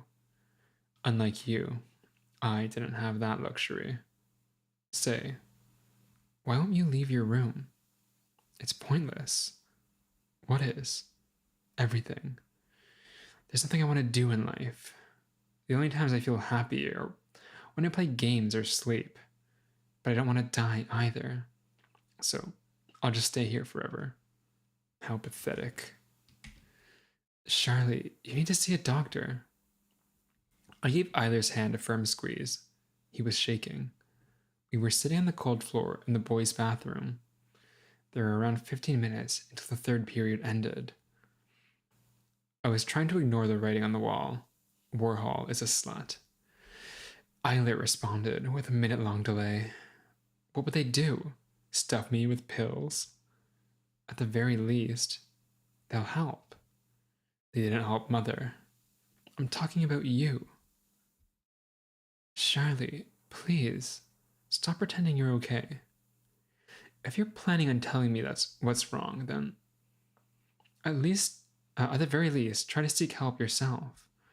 If I say anything, if I say anything, she'll throw my pet cat out of the window. Or worse. She? Okay, I understand. I didn't understand at all. But Eiler was shaking. He was completely terrified. I'm terrified too. Of him and his mind. It's not your fault, is all I could say, unable to find the right words. Seeking comfort, I squeezed his hand harder.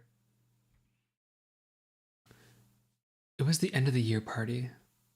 There's something about the thrill of blaring music and fleeting conversations that I cannot quite put into words. There, I was able to forget who I am and who I cannot be. He must have been a guy from the parallel class. Pretty handsome, I had to admit.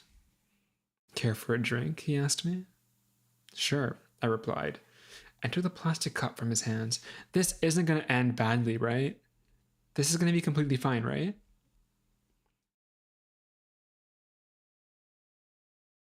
The room gradually began to tilt. Are you okay? He asked. I'll take you to rest upstairs. He's being nice, right? He's being nice. He didn't plan this. He didn't do it deliberately. That couldn't happen. There's no possible way, right?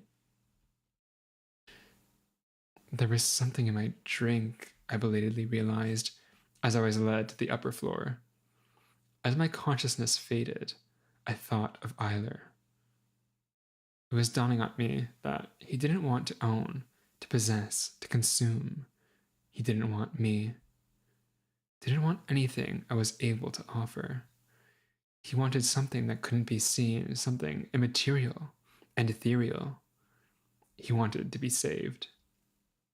But I am merely an object. My head was filled with mocking comments from my classmates, dice at the party, constant expectations, graffiti on the wall. I was trying so hard. I was trying my best. Yet, was I still not enough? Ethereal. What he wanted was ethering. He wanted to be in an ethering video game where nothing happy ever happens. That's what he wanted, and I was confused. Right, back to the real script. When I came to, I was surrounded by girls, concerned yet relieved looks on their faces. I wanted to go home. I woke up one day to heated debates in the kitchen. It was probably about Henry. Nothing ever changed. I snuck into his room, trying not to make a sound. He was curled into a ball under the desk, shaking, muttering something. Henry, it's me. Come out. Stop hiding. Leave me alone. What happened? They want to fix me, send me to therapy. And I don't want to be fixed. Give me a break. Just look how much they cared about you. About your useless, stinky, perverted.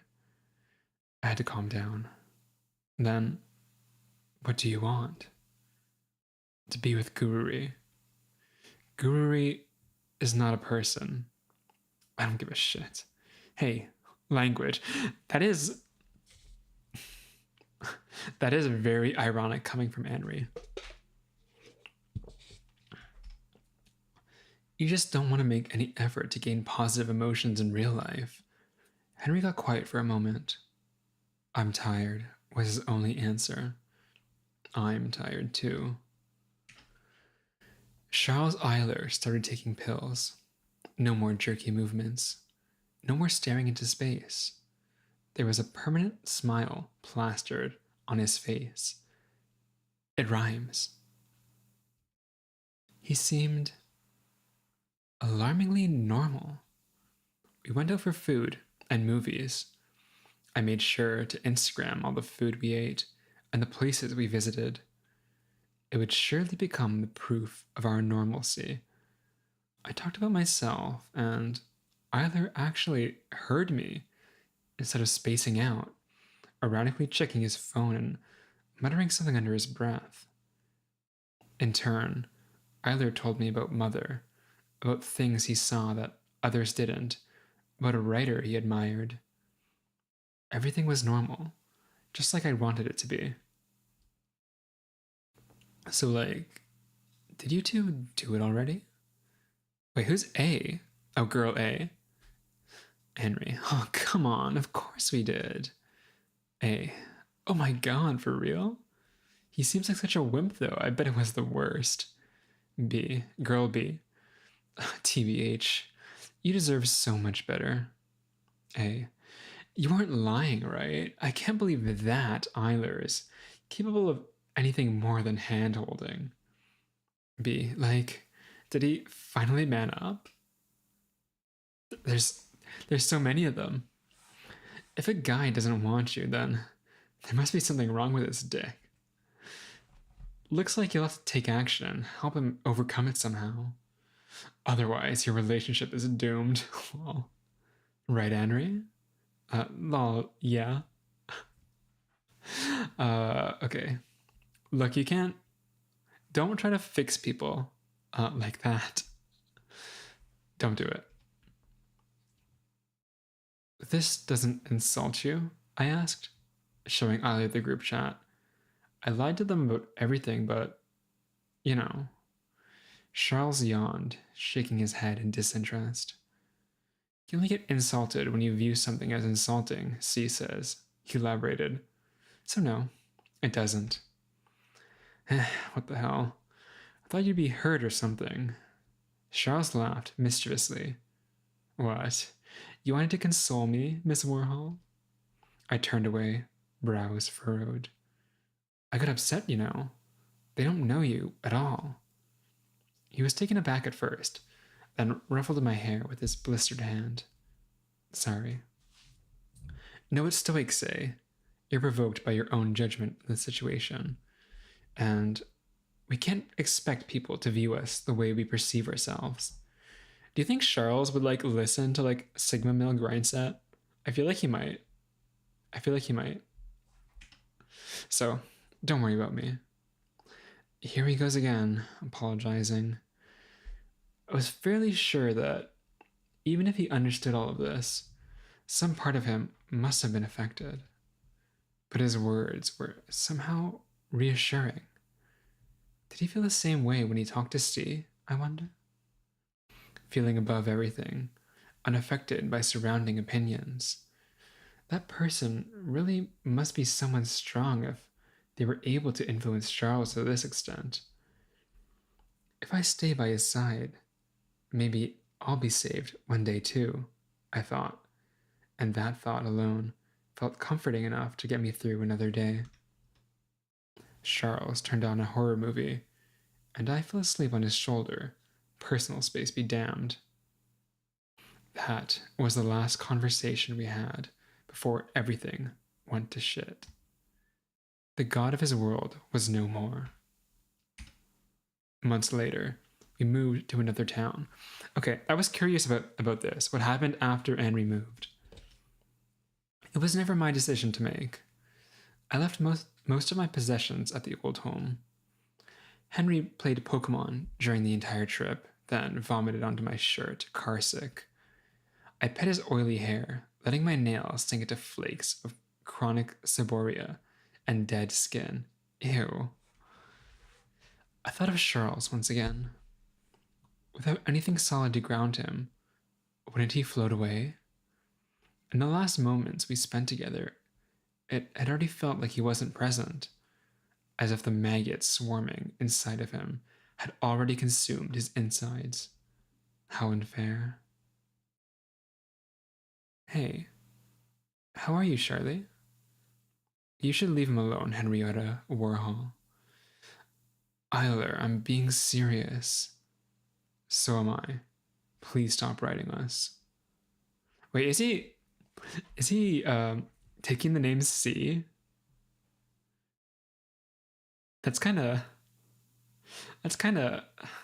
Charles. I know you're sad about Vincent, but like this is not good for you. This is not good for you. Please don't do that. Who is us? Why? You're a hindrance. If you continue pestering us, I'll make your personal information public. You have things to hide, don't you? Henry, hi. I'm sorry for the last time. Feel free to block me. Okay. Now you sound like Charles. Apology accepted. Hi. Are you okay? More or less. How's Mom? Like usual. I'm trying to spend more time with her. That's nice. How are you holding up? I'm fine, trying to adjust to a new place.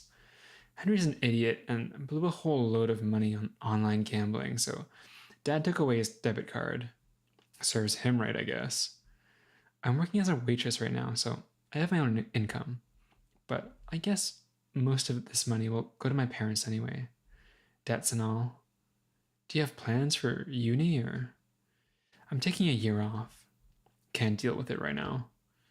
And I'm not sure what I want to do. Yeah. Only the job you're crazy about can get you a good income. Or just luck, really. Higher education won't really promise you a good place in life. Nice pasta. Did you get into med uni? I'll know in a month. I don't really remember the day of the exam. Uh-oh. What will you do if you don't pass? Kill myself, I guess. No, just kidding. It's not funny. I know. I'm being serious. I have Mother to take care of, so don't worry. Henry, hi. How are you, heart? Heart emojis. Gross. Eiler, is that really you? Of course it's me. Okay. I'm fine, just having trouble adjusting to a new place. Didn't make any new friends yet. And I don't want to pretend to be someone else, just to fit in, but no one really wants to hang out with me when I'm myself. About C, well, duh, it's literally, with all this time in his body. Yeah, but, and Hello Charlotte 3, like, this is from the true realm, right? So he's not in, Vincent's body. Well, in this part.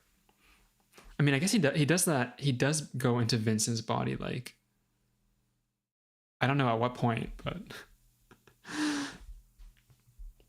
he's cosplaying C, and he should not do that for his own mental health. Are you doing okay? Oh, wait, I feel alone. Are you doing okay? I'm okay.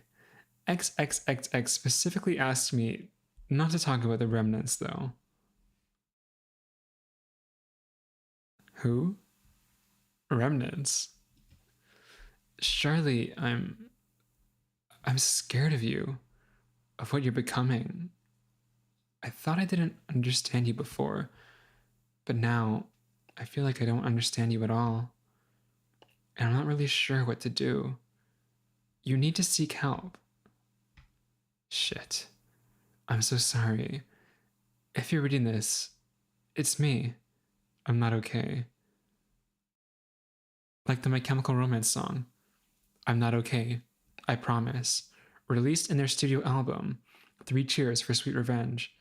That song, it's just like me. For real, for real.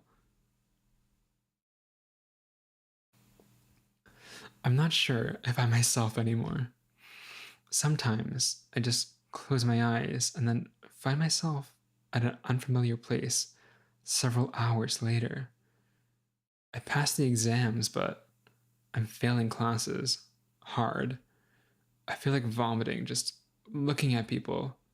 They don't look human. I'm afraid if we meet again, you won't look human too. Big smiley face. So please, don't try to find me. Mother is not okay. She's not responding anymore. Everything is distorted. and I'm clearly bothering you. I need to put a stop to this. Those were the last messages from Charles. His phone went dead, and he never replied back. Trying to cope with this reality, I tried to forget about him. A year later, I found out that Eilers no longer lived at the old address. Charles Eiler had disappeared without a trace. I want to think he's doing okay, but I know better. Lilith Eiler was buried in a local cemetery. Looks like Charles took care of her burial before disappearing. I won't live longer than Mother would, he once told me, and stayed true to his words. I like to think that his soul went where she is. Perhaps he's lying on the bottom of a vast sea, his form flickering, uncertain. I want to lie down near and make sure his carcass doesn't float away. But that's a selfish wish to have. Instead, I placed a bouquet on their grave and whispered a quiet prayer.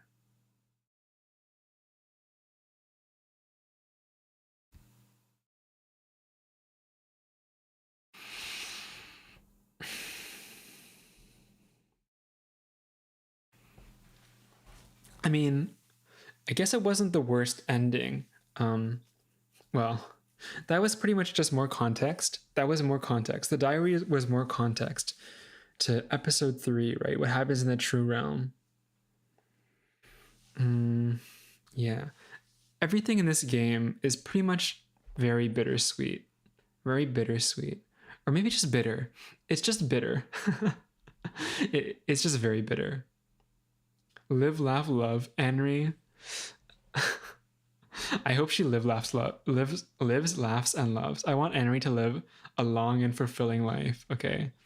I hope she's able to forget about Charles completely and, have a good relationship with whoever she wants.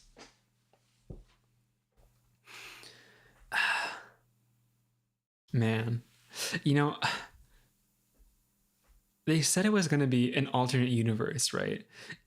It was going to be an alternate universe. So I thought there was the chance that someone, somewhere could be happy. But in the end,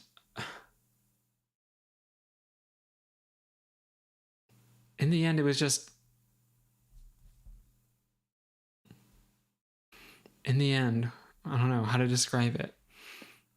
I guess quiet is the right word to describe this. There was no, it's still bitter. There was no grand reveal. There was no huge change. The waves did not crash onto shore. Yeah. It felt like a drop in the ocean. A single drop in the ocean. And maybe that's okay. Because, hello, Charlotte. Well, never happy, is it? Never too happy, is it? Ah, yeah, I see. Yes, you do see.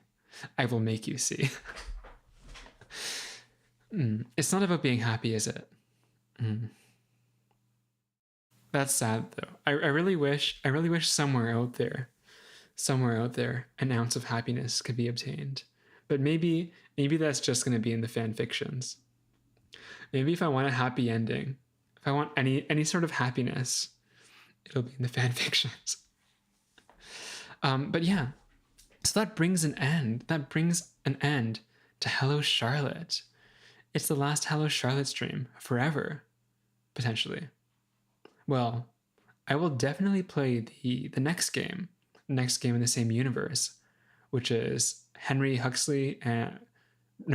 Friday with Henry Huxley. I will play that when it comes out. But in the meantime, the next new game on the schedule is Omori, which I will be playing on Sunday, depending on a few things. Yeah, if I don't manage to be alive by Sunday, I have the feeling I'm going to be pretty busy on the weekend, so if I'm not available on Sunday, then we'll have to move it again, unfortunately. But the plan for now is to play Omori on Sunday. The next stream, however, the closer stream, would be Arknights. I'll be playing through the new event, Stultifera Navis, pretty close to the release date, pretty much 1 hour after it comes out. So it won't be at the usual time, which is 8 p.m. EST. It'll be 6 hours earlier, around 2 p.m. EST on Thursday. All right? So, like I said, I will be playing the new event and rolling for the new characters. Pretty excited for the new banner. So, we'll see how that goes. We'll see how that goes. Now, other things I wanted to mention is after Omori, or perhaps even during it, I do plan on starting another one of Etherain's games. I believe there's two big ones, that being Tomorrow Won't Come for Those Without Blank, and Mr. Rayner's Solve It Service. Something like that. I want to play Tomorrow Won't Come for Those Without Blank first. So I have bought it. And it is in the streaming plans.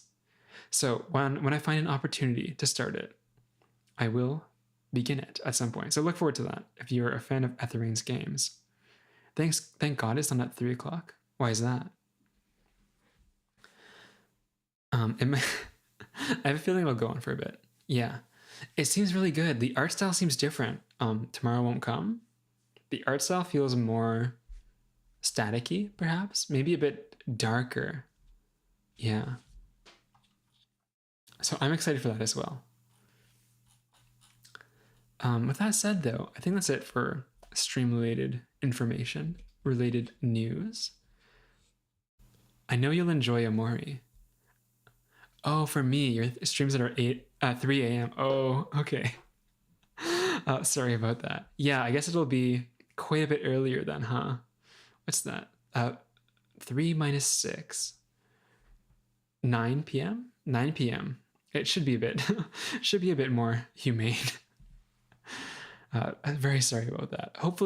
I hope you're able to get some good sleep after the streams. Yeah, Omori seems like the type of game I'll enjoy. I've been looking forward to it for a very, very long time. With that said, though, I want to thank very much everyone for coming. For all the people who came by and chatted with me, thank you very much. For all the people who lurked, thank you very much. For all the people watching the VODs, thank you very much. And for everyone who was with me on this journey of Hello Charlotte, thank you very much. Hello Charlotte is so far, I mean, I haven't streamed too many games, but so far it is my favorite series that I've played on stream, and one of my favorite series of all time now. So I'm glad I was able to experience it with all of you. Thank you again. But for now, I've been Galatea Iris, and for tonight, goodbye, Iris.